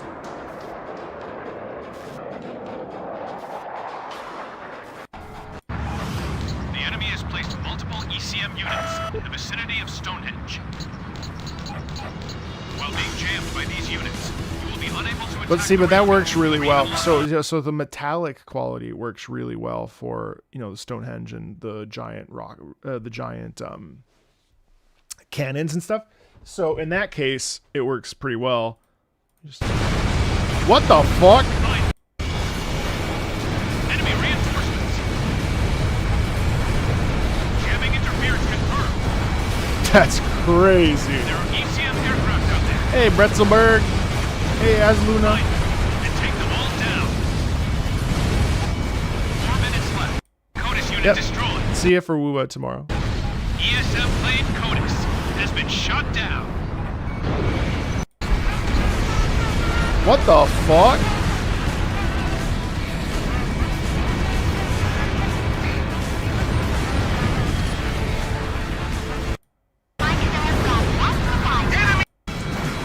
Dude, if Ace Combat, oh god, if Ace Combat 8 has anything like this, I will shit my pants. Full stop. That really works in context. I think that's a real context piece that just is very, very good.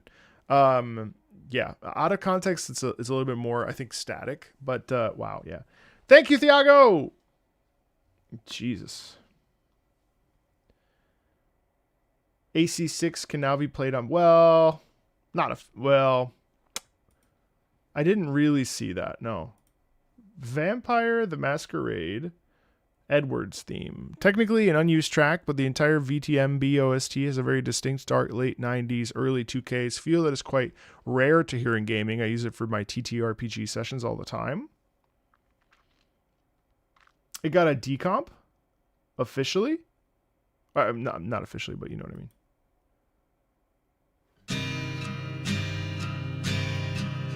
Yeah, it sounds like Silent Hill 2. Dankeschön. Dankeschön, Professor Moore. Vielen Danke.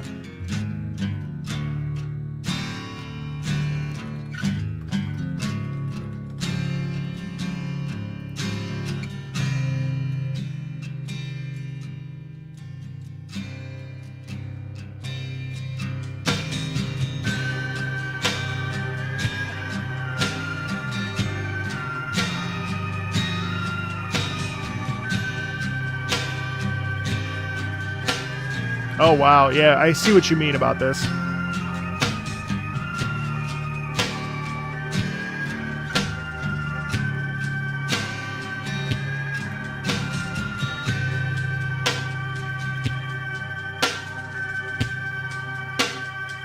But it's also...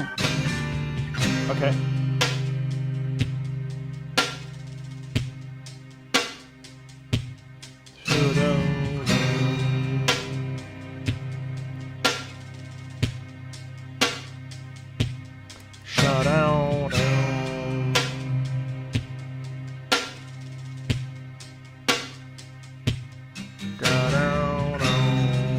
You're welcome.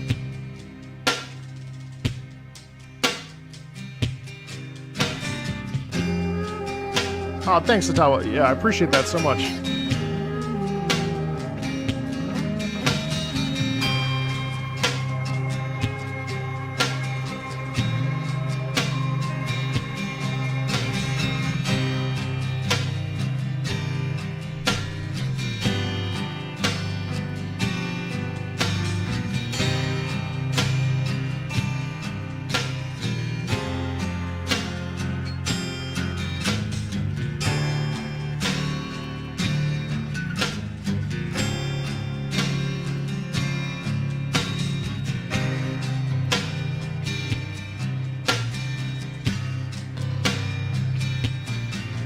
I have not heard any of it.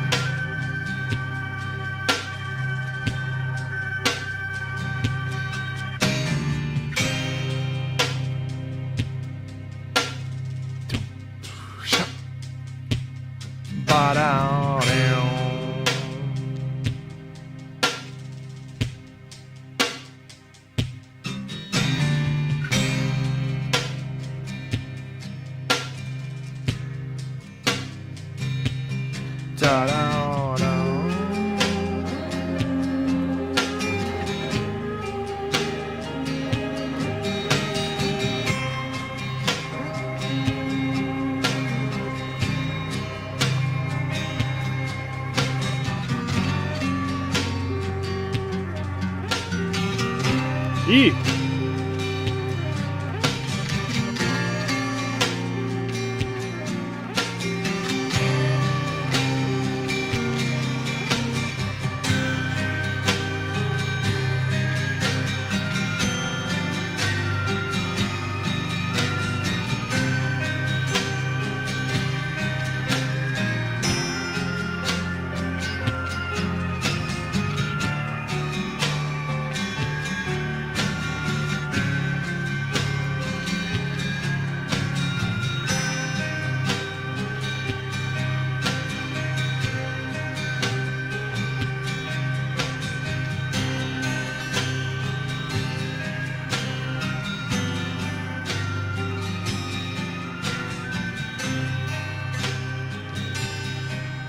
Yeah, that whine is really interesting throughout that. I mean, you hear, Vampire, the Masquerade, the Bloodlines. So you hear this, the sort of lilt or the loss of humanity or the twisting and the sort of like, it's very intense. It's very, very unnerving. But it's interesting though because of the sort of like slow guitar. You would think that those things would. I mean, there's clearly a clash. It's very intense. Arknights Contingency Contract Battle Plan 3 mix. My most favorite season when it comes to contingency contract context is in the middle of a Victorian war zone between the Victorians, Sarkaz, Rhodes Island, and other smaller factions. The battlefield has been bombarded by the Sarkaz and now like a no man's land plagued with demons and space cancer. Yay. The story has everything. Space cancer, tornadoes, floating war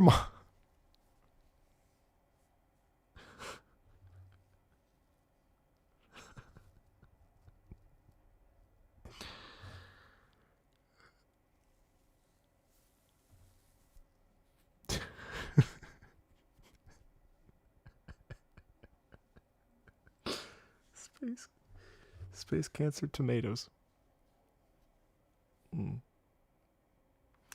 Why was it funny? Because it's tornadoes, not tomatoes. I said tomatoes. Space cancer tornadoes, floating warmongers with great swords. IKEA King Arthur from Fate Stay Night. IKEA? Flying carcasses, a giant dilapidated ancient cyborg. Everything. If someone doesn't do Battle Plan 4 in a few months, I'll probably do it. The adjacent to Control's wishes, the rocket launching theme. Tomato, tornado.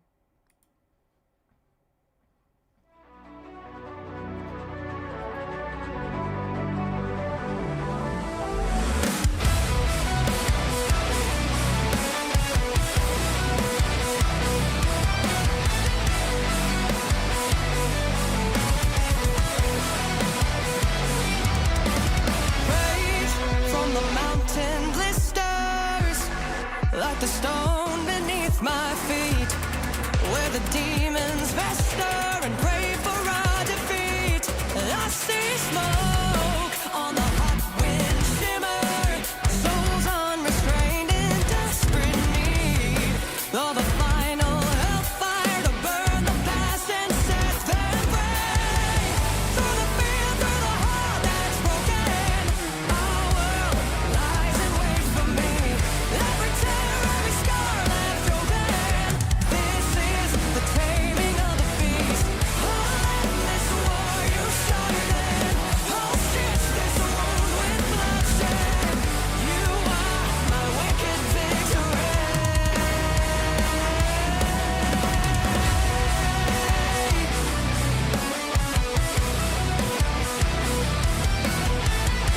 Hello.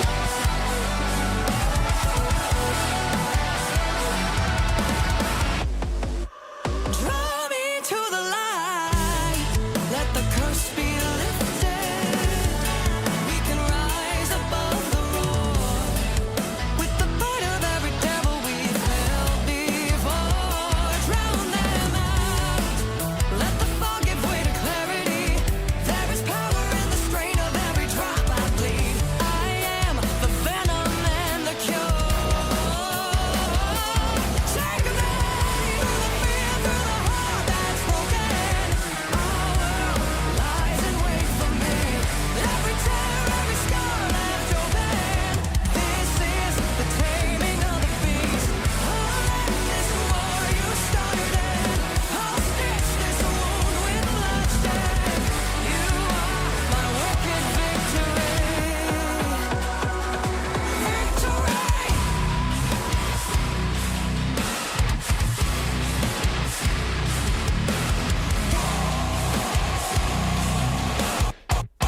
Ooh.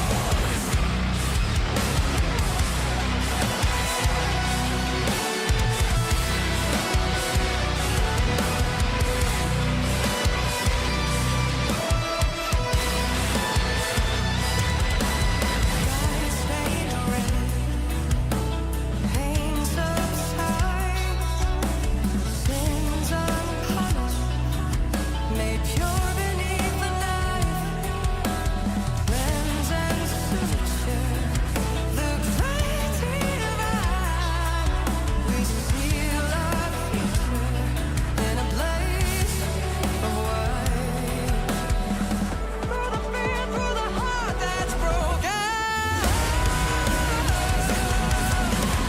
Every tear, every scar left open. This is the taming of the beast. I'll end this war you started. I'll stitch this wound with bloodshed. You are my wicked victory.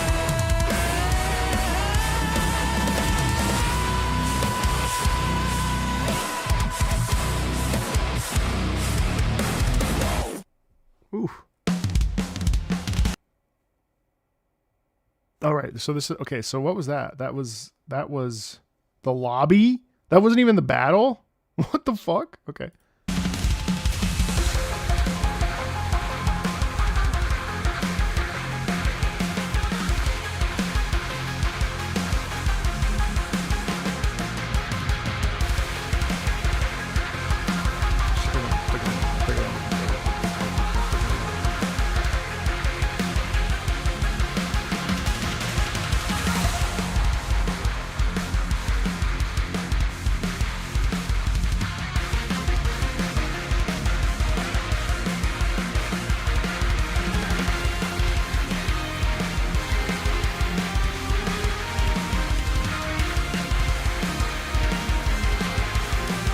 Yeah, I'm working on the title right in a couple hours. If you could see it, it'll be up in a little bit today.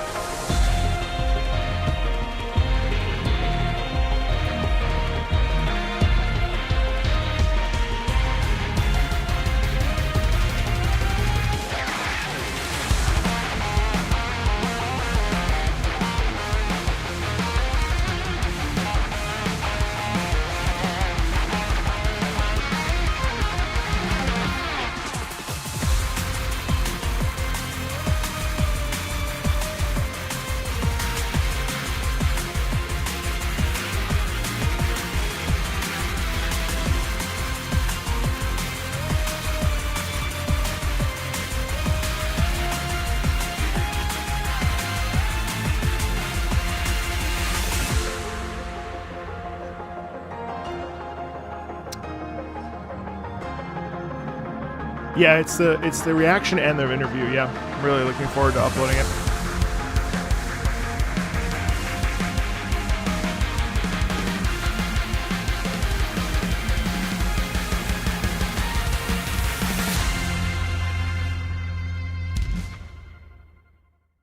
Don't get me wrong. I actually preferred the lobby theme.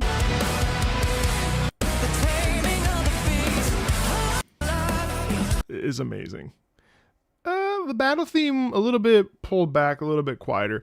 I actually thought that the lobby theme was a battle theme, and I think that would have been insane.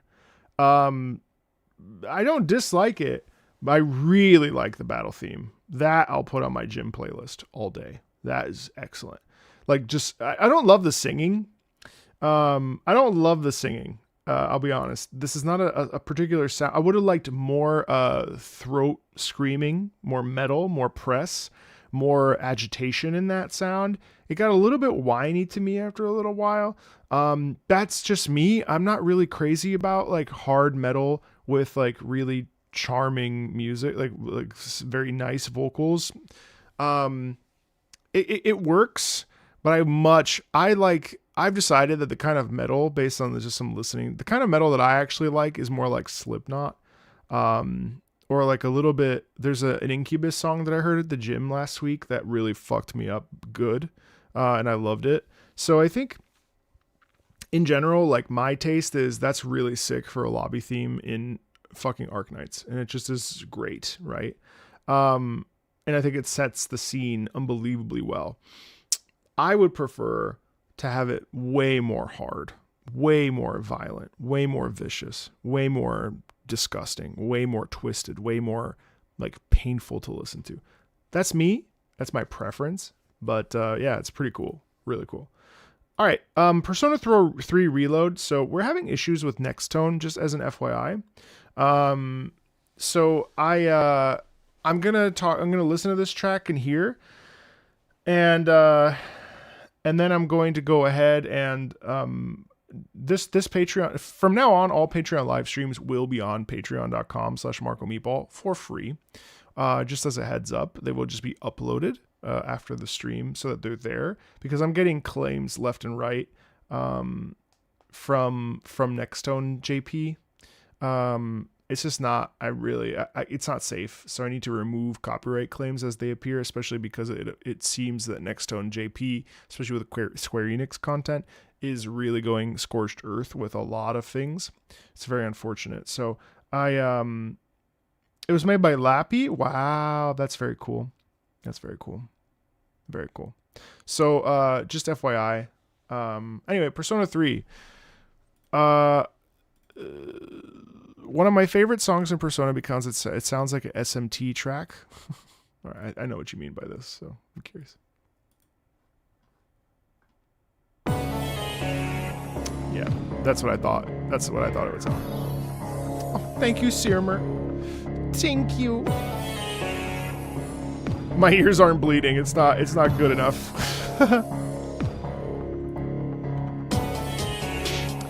When will I do Mugenics? We're working on the thumbnail, so I would say next week.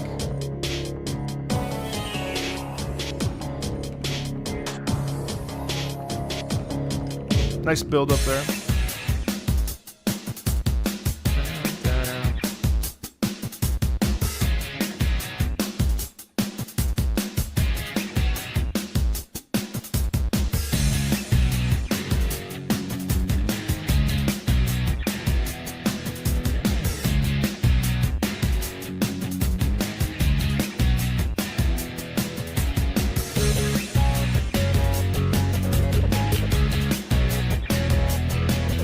Oh yeah?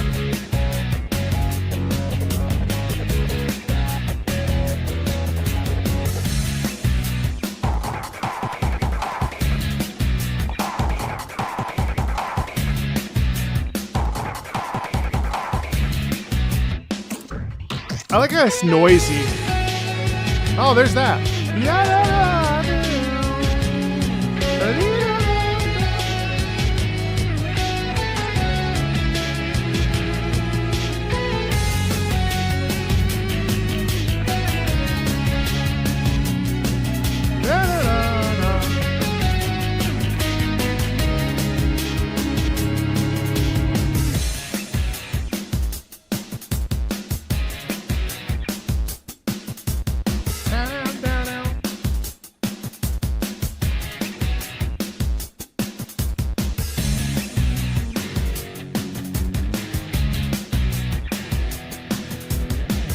I think there's a real nice grunge in it that's really satisfying. Thank you, Sign. Appreciate it.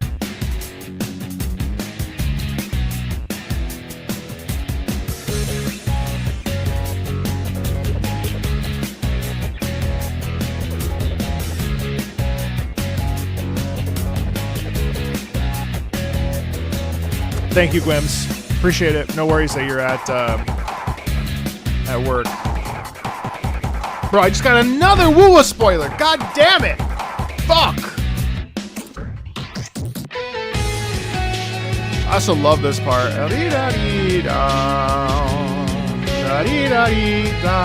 It's so like heartfelt and honest.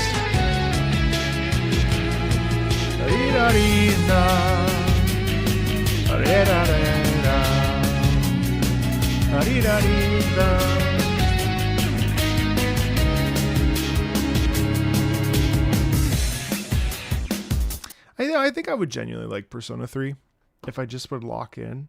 If I would just lock in, I actually think I would like Persona 3. I really do. I really think that I would like it if I just committed. The problem is I was playing it. I love the aesthetic. And then I was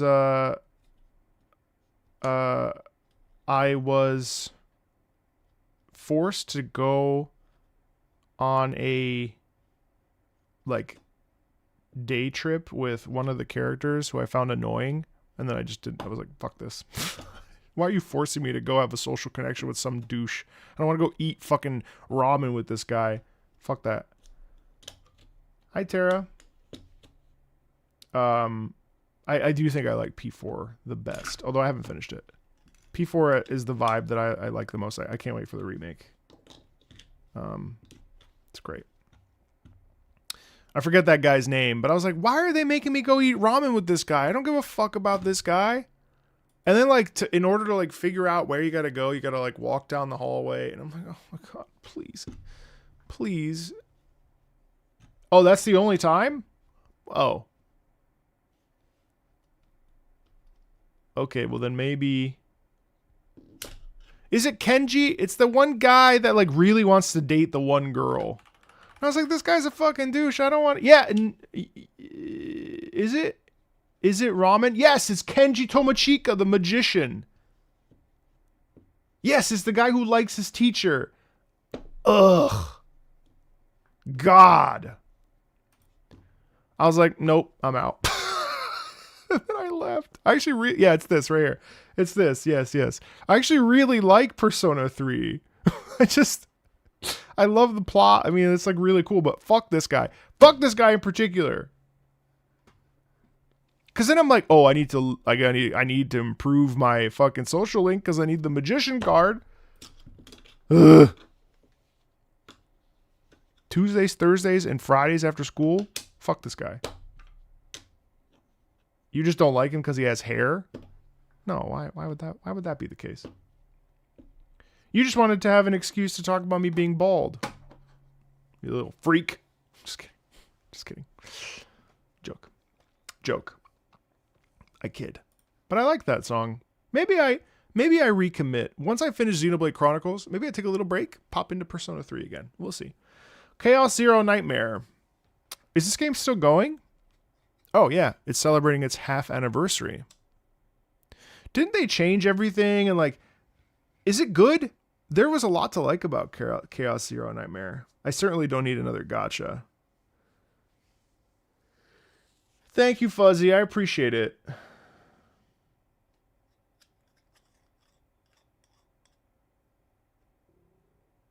Thank you, Patrick. Chaos Zero got that wolf daddy. Trust me, everyone saw how much you want wolf people yesterday in our NTE stream. I really want to see what the heists look like in NTE. Is the heist just like combat minigame, or is it like actual like GTA level heist? Because that would be nutty. I can't believe how much I like NTE. It's actually sick. Chaos Zero Nightmare, Arc City, now celebrating its half anniversary. This is the theme to Arc City, your base of operations on the SS Nightmate, where you administer policies, research status buffs, and most importantly, nurse your waifu's traumas. Take them out and give them gifts. Didn't they change the plot because people in the East were upset about one of the characters having too much story and it wasn't focused on the MC enough? So they soft reset the plot. I think that was why I stopped playing. I was like, why would I? No, I'm good.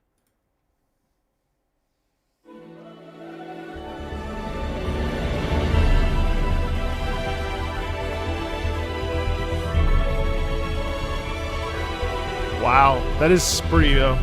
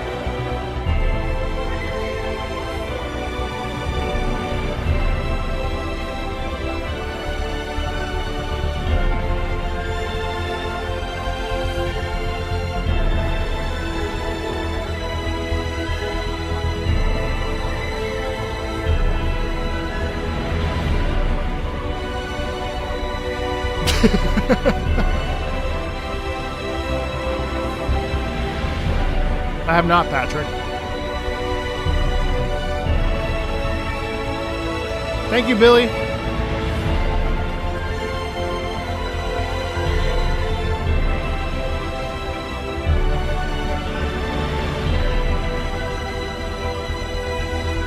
I love how sweeping that is. And also has the cybernetic stuff, that like sci-fi stuff. It's great. I mean, like no notes, right?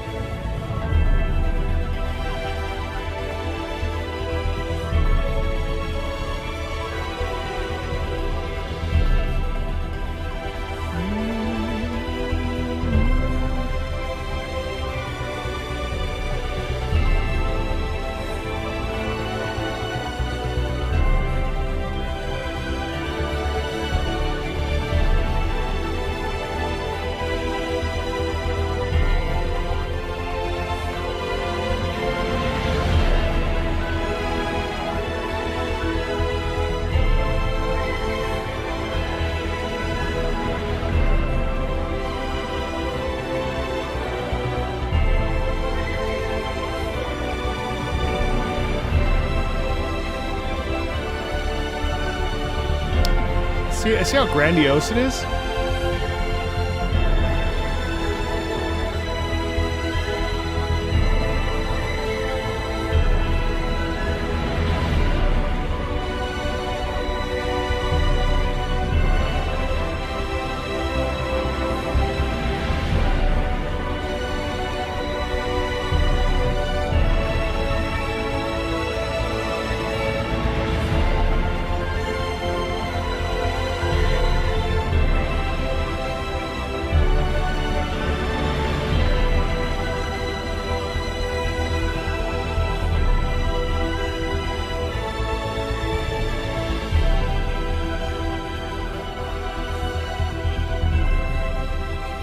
Oh yeah, Lolly, episode.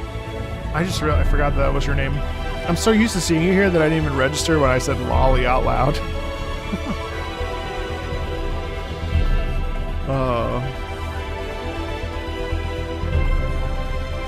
I hate myself.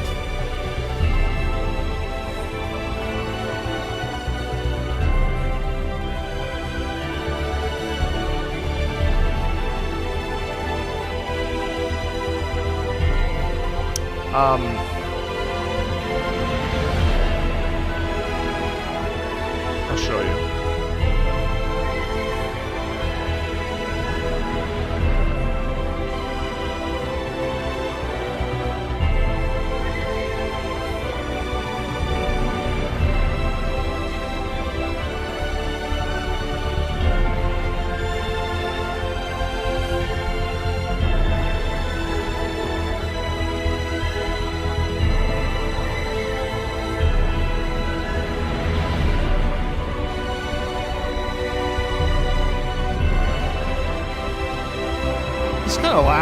while, huh?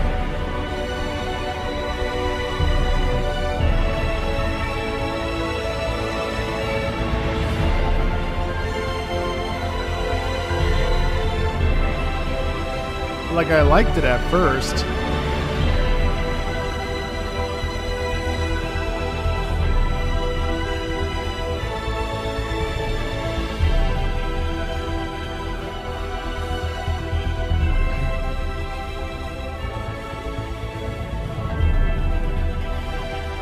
Like, this is a track, like, you know, that's kind of like the mystery of space. Like, the first time you look out at a vista and you see, like, that inverted thing with, like, the fucking plantation up here. Not the plantation, but you know what I mean? Like, the crop area here. And they're, like, you know, they're tending to the field. And I think of Interstellar, right? Where it's, like you see, like, the gravity wheel, and you're just like, whoa, this is crazy. You know what I mean? But yeah, it is nice though. It is nice. It was like, okay, I think I got it.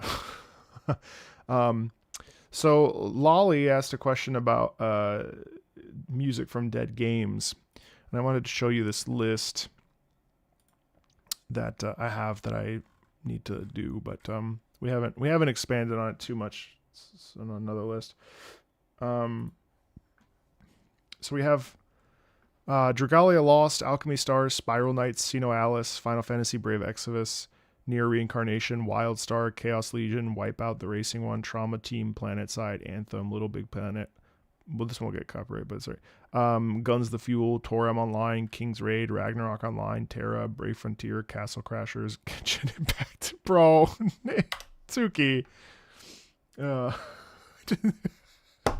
Anyway, so that's the list. That's a list for a future video. You know, I want to ask you a question. We have enough people in here. I know that some of you are working today, so I don't want to pull away from your guys' work schedule, but now obviously I got to package this. But what do you think about a game, a video about music related to the moon? Like, it's giving moon aura. Do all of you go, what? Moon? And are you like, I'm intrigued by that? Or are you like, why the fuck would I watch anything about the moon? But there are a lot of songs about the moon or stuff related to the moon, or, you know, whatever. Not space. I'm talking specifically the moon. Moon's haunted, exactly. Well, Majora's Mask, Destiny, To the Moon. I had a whole list that I can't remember. There's the, what's her name? Columbina's moon theme. You know, Moon Presence, of course. It's just Claire de Lune for oh, that's so funny. So anyway, so I was thinking about something like, why are people obsessed? Why are I haven't figured it out, but like, why are people obsessed with moon songs, or why are there so many moon songs? I don't know. And originally it was just going to be like me, like, you know, the usual format, which I don't mind. I don't think anybody here minds. The thong song. Yeah, fair. Thank you, Eclipse Sight. But I think I'm actually going to kind of spin it into like the history of, I mean, if you think about it, people have been writing songs about the moon, for forever, you know, actually forever. Like there are so many songs about the moon, and we have this sort of reverence for the goddess, you know, the Luna.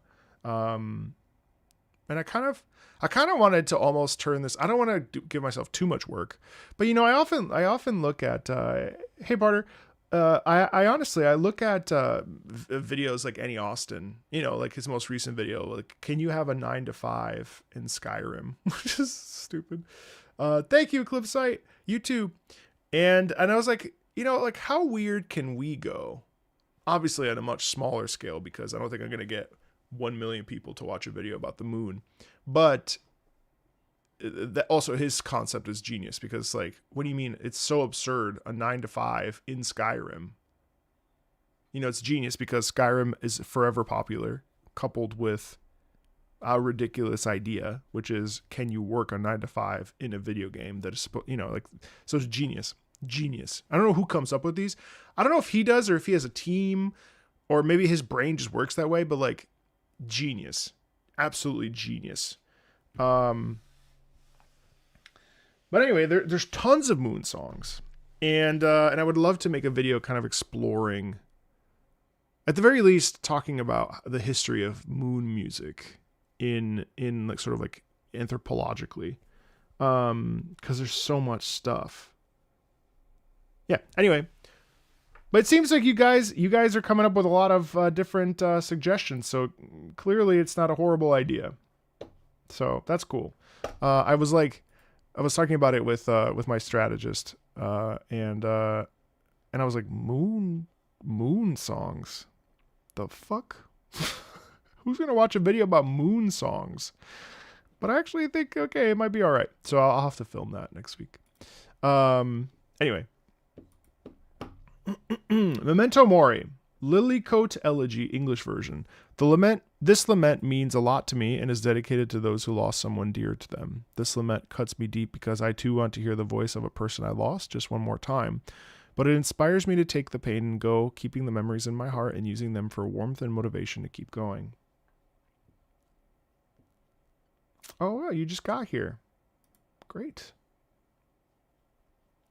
Moon songs, your viewer count will crater. The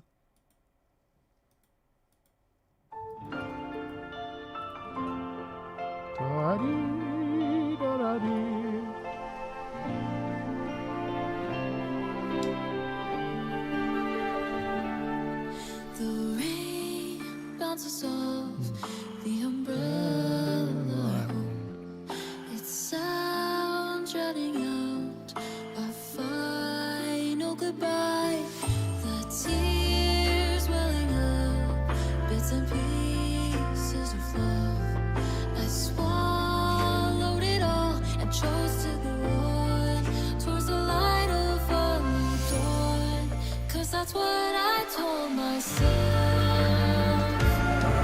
Ever loud it grew, the unceasing pulse of a crimson flame in me. How I miss the bliss that I called my home. Now it's all so far away. The more I regret the mistakes I made, the more love I find in me. I'll be singing to the rain, but a vain and selfish song elegy.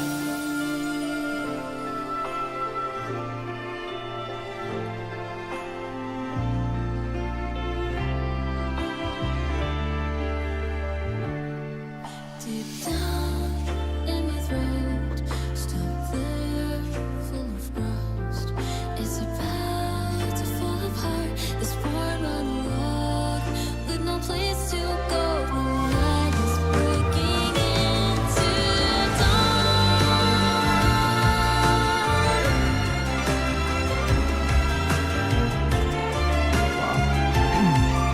Love those strings. How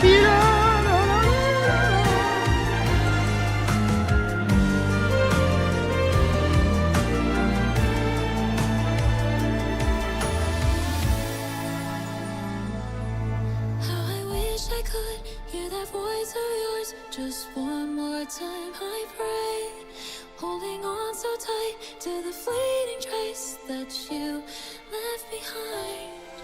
Even with a heart full of patches, I try to take a steady breath in a world of grief and pain. But you're no longer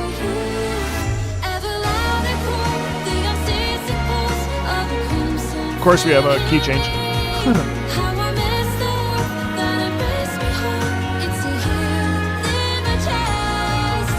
I will carry it all, take the pain and go to a place I've never known. Keeping my umbrella, the rain is coming down.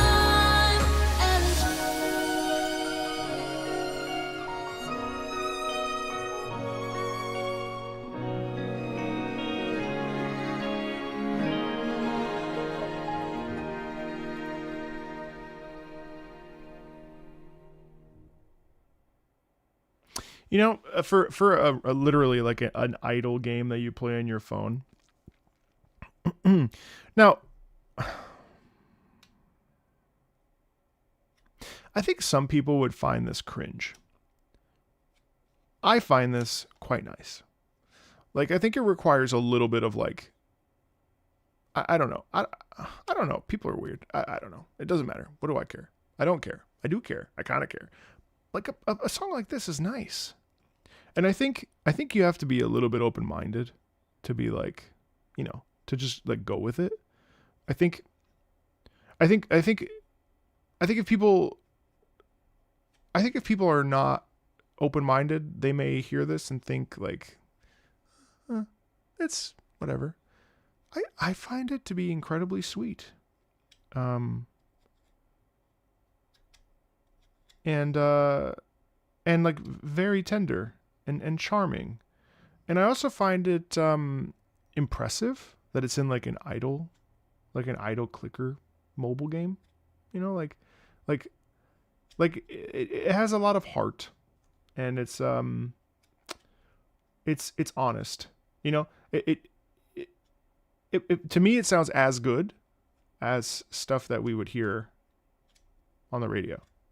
It's just very charming. You know?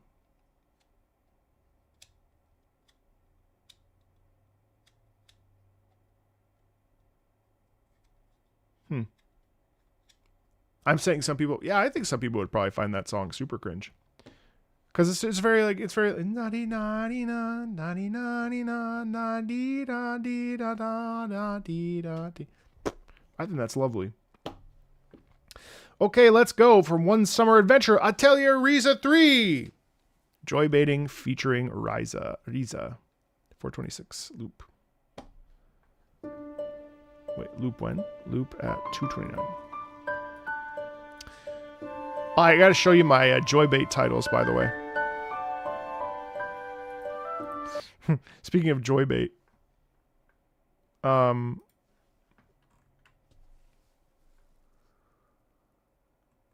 here's some Joybait titles. Where is it?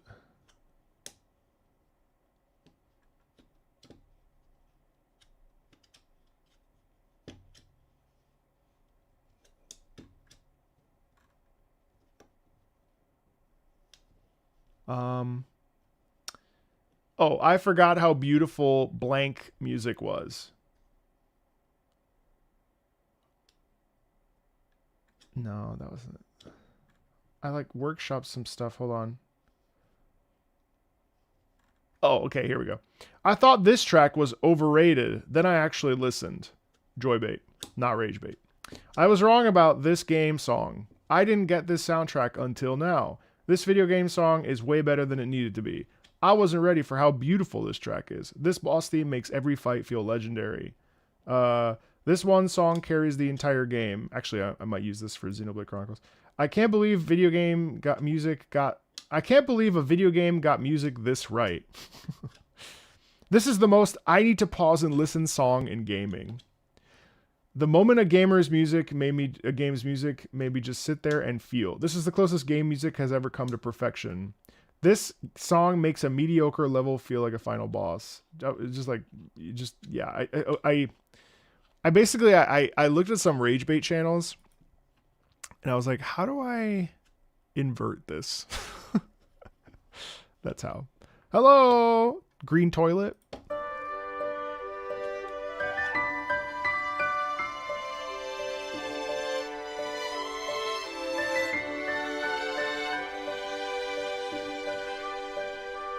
Thanks, Rickar. I love it. It's like a spring morning, spring awakening. Listen, see it? Love the way the piano.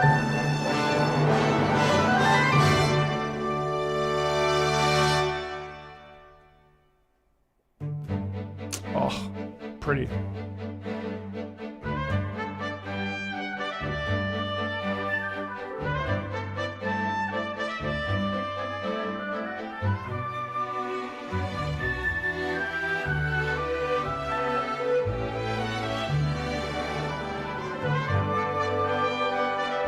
It's definitely whimsical.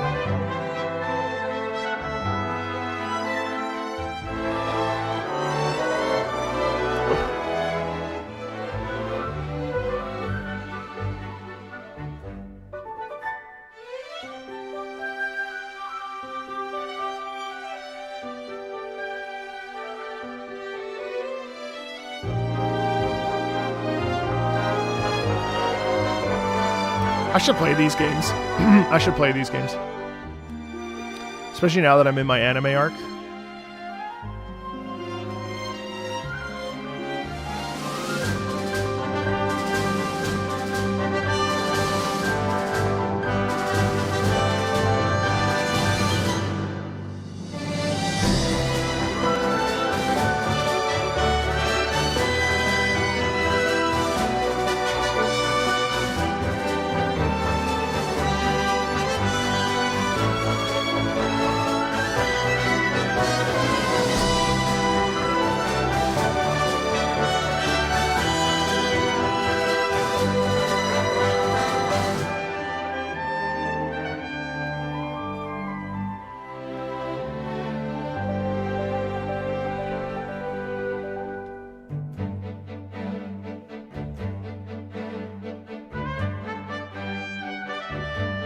That is so delightful.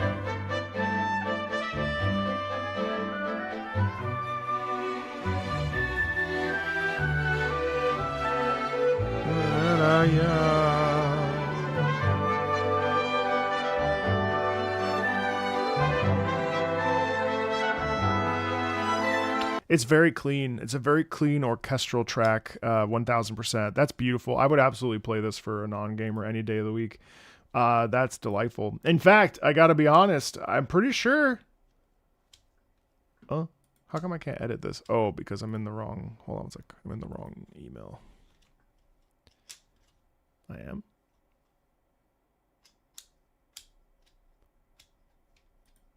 Which email?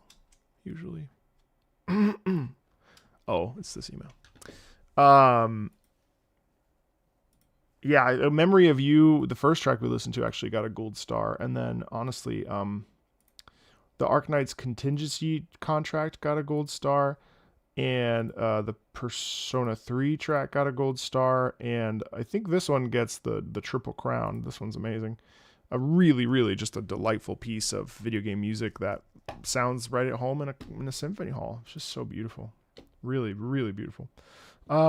Real Bout from Fatal Fury, the second from Pandora's Box, Miss Arranged. This is the theme of Jin Chonrei, brother of Jin Chonshu, whose theme I've shared in the past. Yes, I recall that. Oh.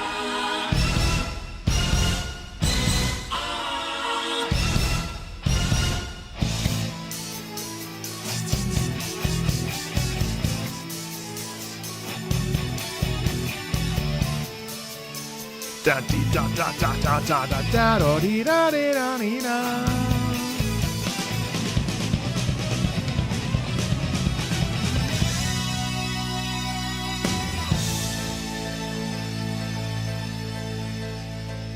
I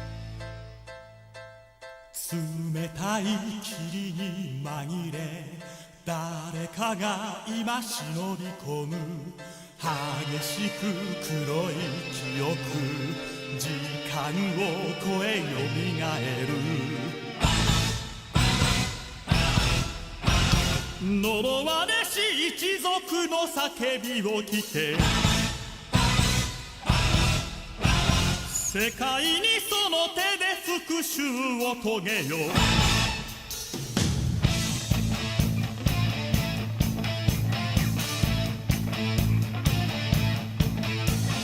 誰よりも強くなるために永遠を手に入れる優しさに爪を立て闇へ導 Man.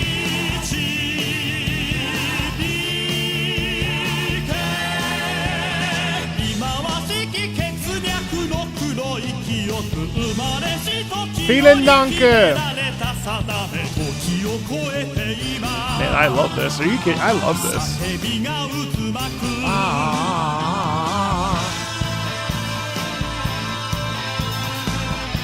It's so absurd.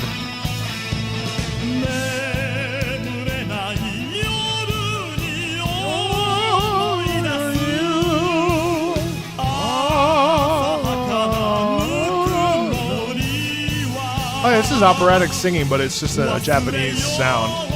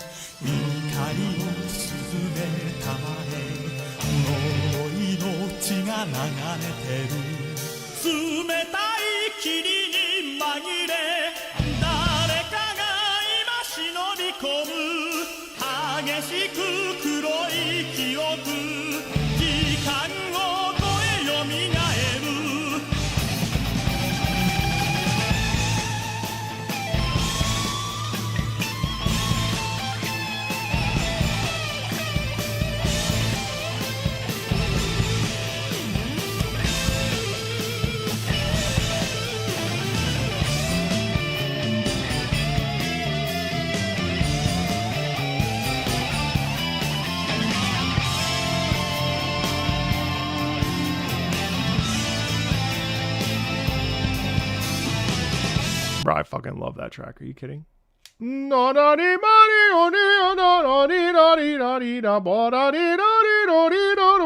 mean, I also love JoJo though, so JoJo. Oh, that's amazing. Love that. Gold star. Last Battle, Star Force 3 Legacy Collection version. That was from Real Bout Fatal Fury. Mega Man Star Force 3 Legacy Collection in March 2015. What? March 2025.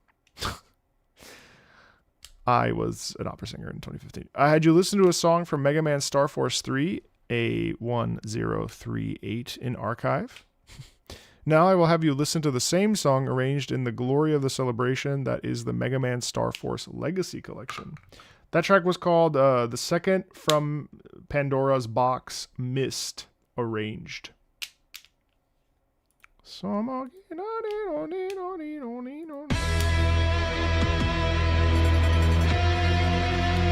Oh, sick.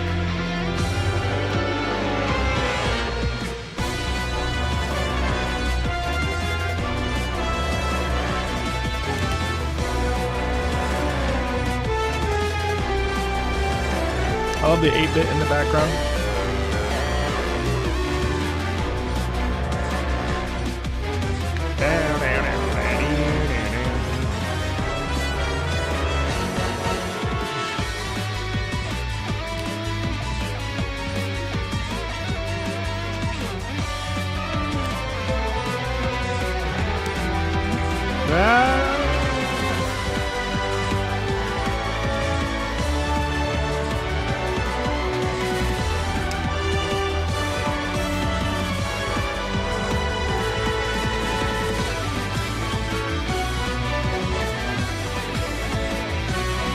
Thank you, team. You're welcome.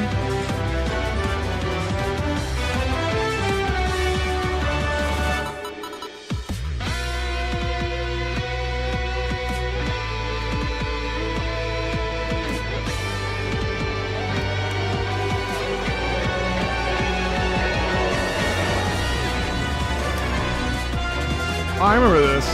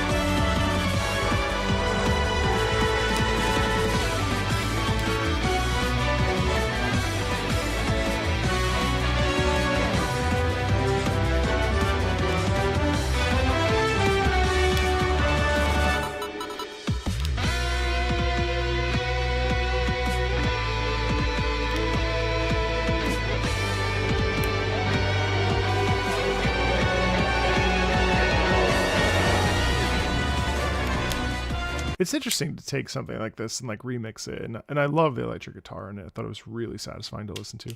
It's fun. I don't love the ba-dee-da-da-da-beep, which is the original, right? But like I don't really love that sound, but it works. It's you know, obviously it produces tension and it's stressful, obviously, but yeah.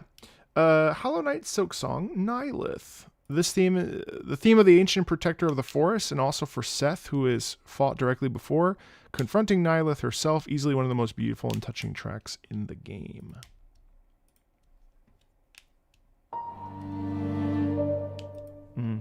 Nice space. This is an elegy, right?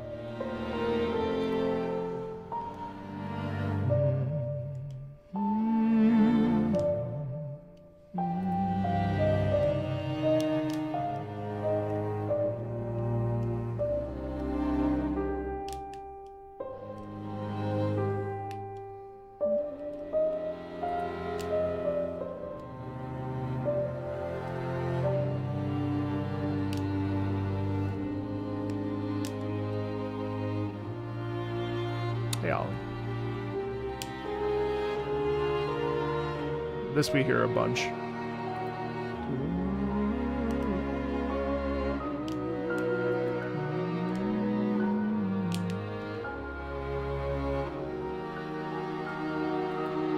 Love that cascading down like that.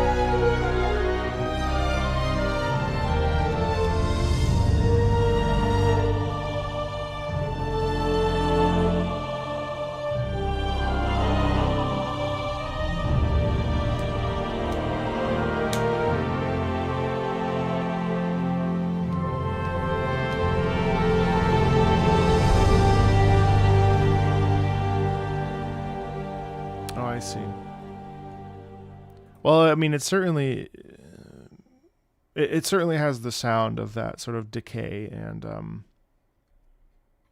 you know, being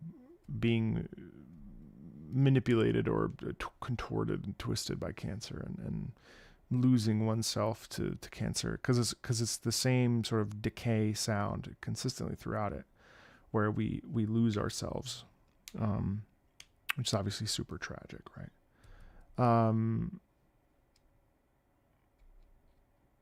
Yeah, it's one of those tracks that you kind of find like there's not a lot of words to say afterwards because you end up, you know, it's like losing everything. You know, there's a sound of just like a totally sort of like slowly unbinding and losing oneself and falling deeper and deeper, you know, into a pit, if you will. Yeah, it's very beautiful.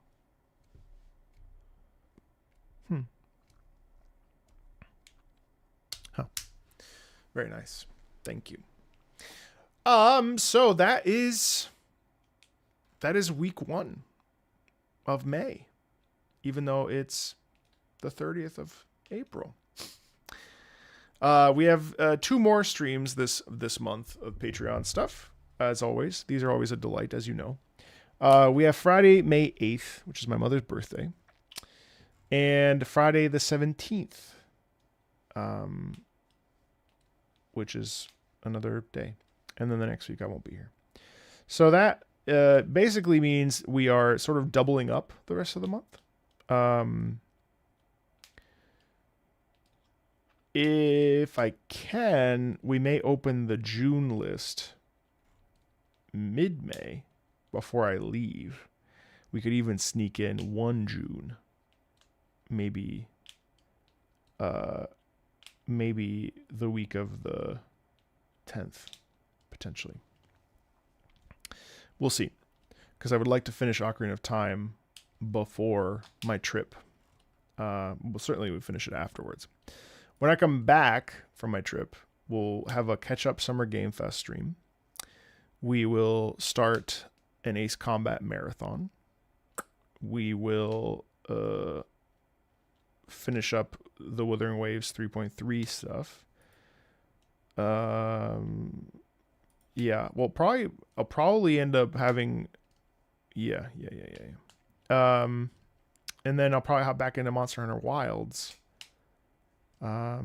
Which one is the day of the month? That is the second Wednesday of every month. So I think we might do it next week though, which is the first Wednesday of the month, just to be cheeky. Because then I'm doing an all anime episode on Patreon exclusively for patrons because of copyright. I would do it on YouTube, but YouTube doesn't want it. So if that's something you want to see, that's definitely a Patreon thing. Yes. So like I said, I will be downloading this imminently and uploading it to Patreon. There is a new episode of Your Lie in April. I don't know what body schema is up on the channel. I cried. I got choked up. Ironically, I just choked as well. For those of you that can't get enough Marco Meatball, I will literally be back in half hour. I'm going to take a little break, go sit down maybe, talk to my wife, and then I'll be back with some Neverness to Everness because I'm addicted and I want to play it for another couple hours on stream. Apparently there's a horrible story section where you have to take a Pokemon on a date. And frankly, I'm not going to play that by myself. Why should I suffer alone when I can suffer with a chat? So, what is that game about? Think Yakuza, Alan Wake, Control, and GTA have a baby, an anime baby, and they produce a game that is like Genshin Impact, Wuthering Waves, and Zenless Zone Zero. Open world. You are an Esper, basically mutants, who have special abilities that they can sense cursed objects. And that is what it is. And it's very fun. Utena? I'm not sure. I saw it had Gen AI imagery in it, so I'm not touching it as an artist. Yeah, I know. I don't know if I'm hoping they will remove. I saw mostly it's in like the movie theater. Not crazy about that part, obviously. So I understand. I understand where you're coming from. And you know, I feel like it's complex because obviously I very much like the game and think it's great, but also I would prefer if everything was, you know, handmade, of course. It's very annoying. See you later. Yeah. Unfortunately, I'm it's weird. I'm fence sitting a little bit on that one, even though, yeah, I agree. No, I agree, Hylian, for sure. And obviously, Ocarina of Time, an artistic masterpiece, right? Like, totally not even in the same ballpark, right? So it's like, I totally understand. Hey, Useless. So, community streams are the second Wednesday of every month, although we'll be having one next Wednesday. There's also the Patreon, patreon.com/MarcoMeatball, where you can become a member of the Tosca tier, and you can get on this list that we do, and we can listen to music. So, you're welcome, guys. Thank you. I'm just wrapping up here.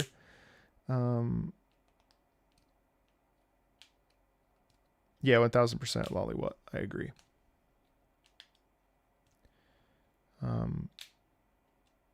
Yeah, that is probably the best way. Useless Shield. So yeah, and on the Wednesdays we do because there's so many. Usually there are a lot of people there. So what we'll do is we have a sheet. You fill it out. I grab it. I put it in a name generator. Spin the wheel.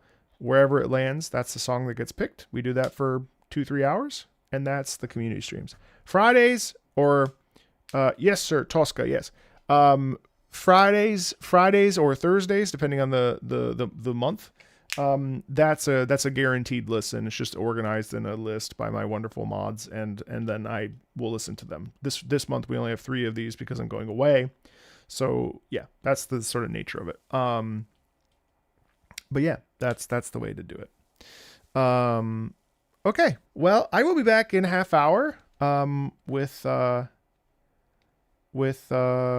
what sounds sick. I think you might be behind. I will be back in half an hour with Neverness to Everness, just doing some exploration and chilling. And I will talk to all of you guys later. Okay, be well. Thank you so much for the great list. For this first day of May. I will talk to you later. Feel free to join the Discord, of course.